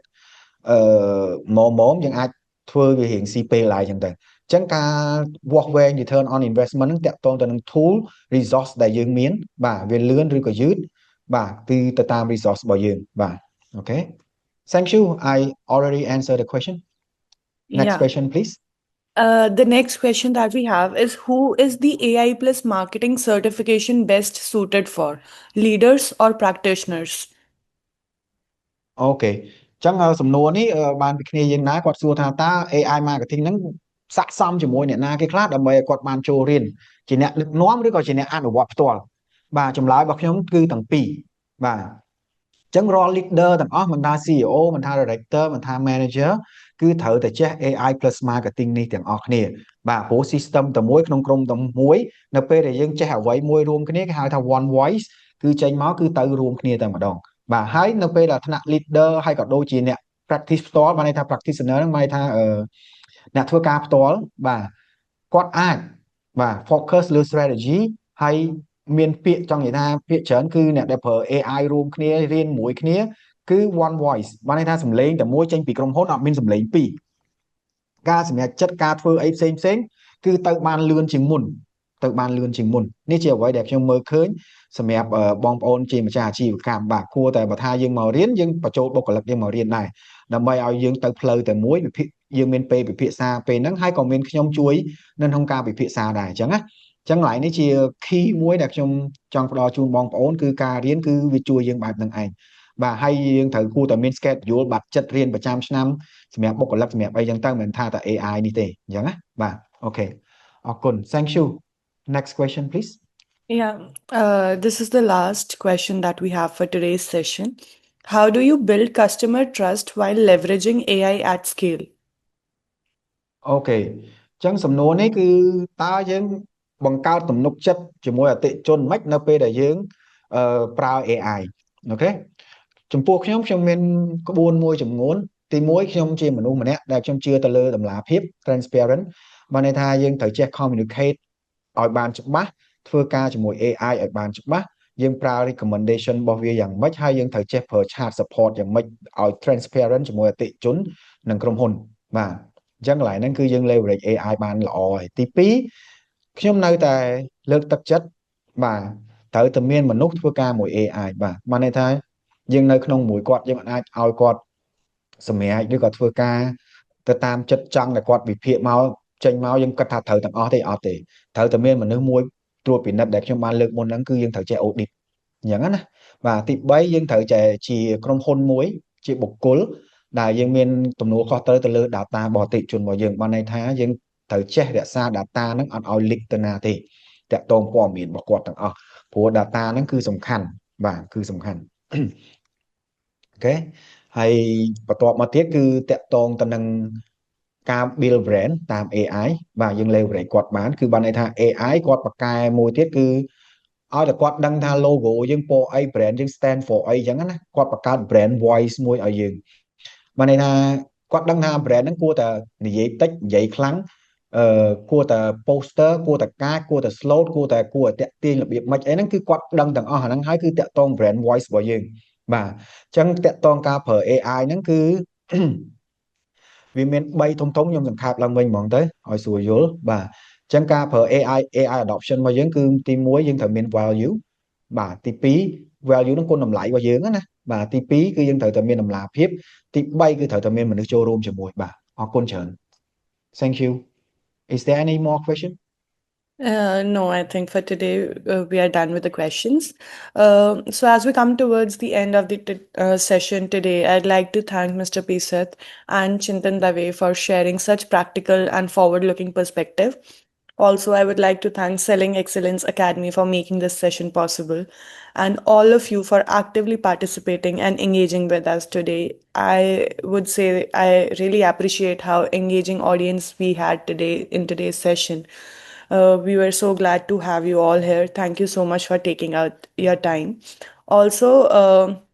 we have shared all the resources, all the links in the chat box. So if you would like to learn more about the programs or upcoming sessions or certifications, please reach out to our team. You have all the relevant links and resources. We'll be sharing the recording of the session shortly, and also your participation certificates will be you'll be receiving your participation certificates in your mailbox after this session. Thank you once again and have a great day ahead.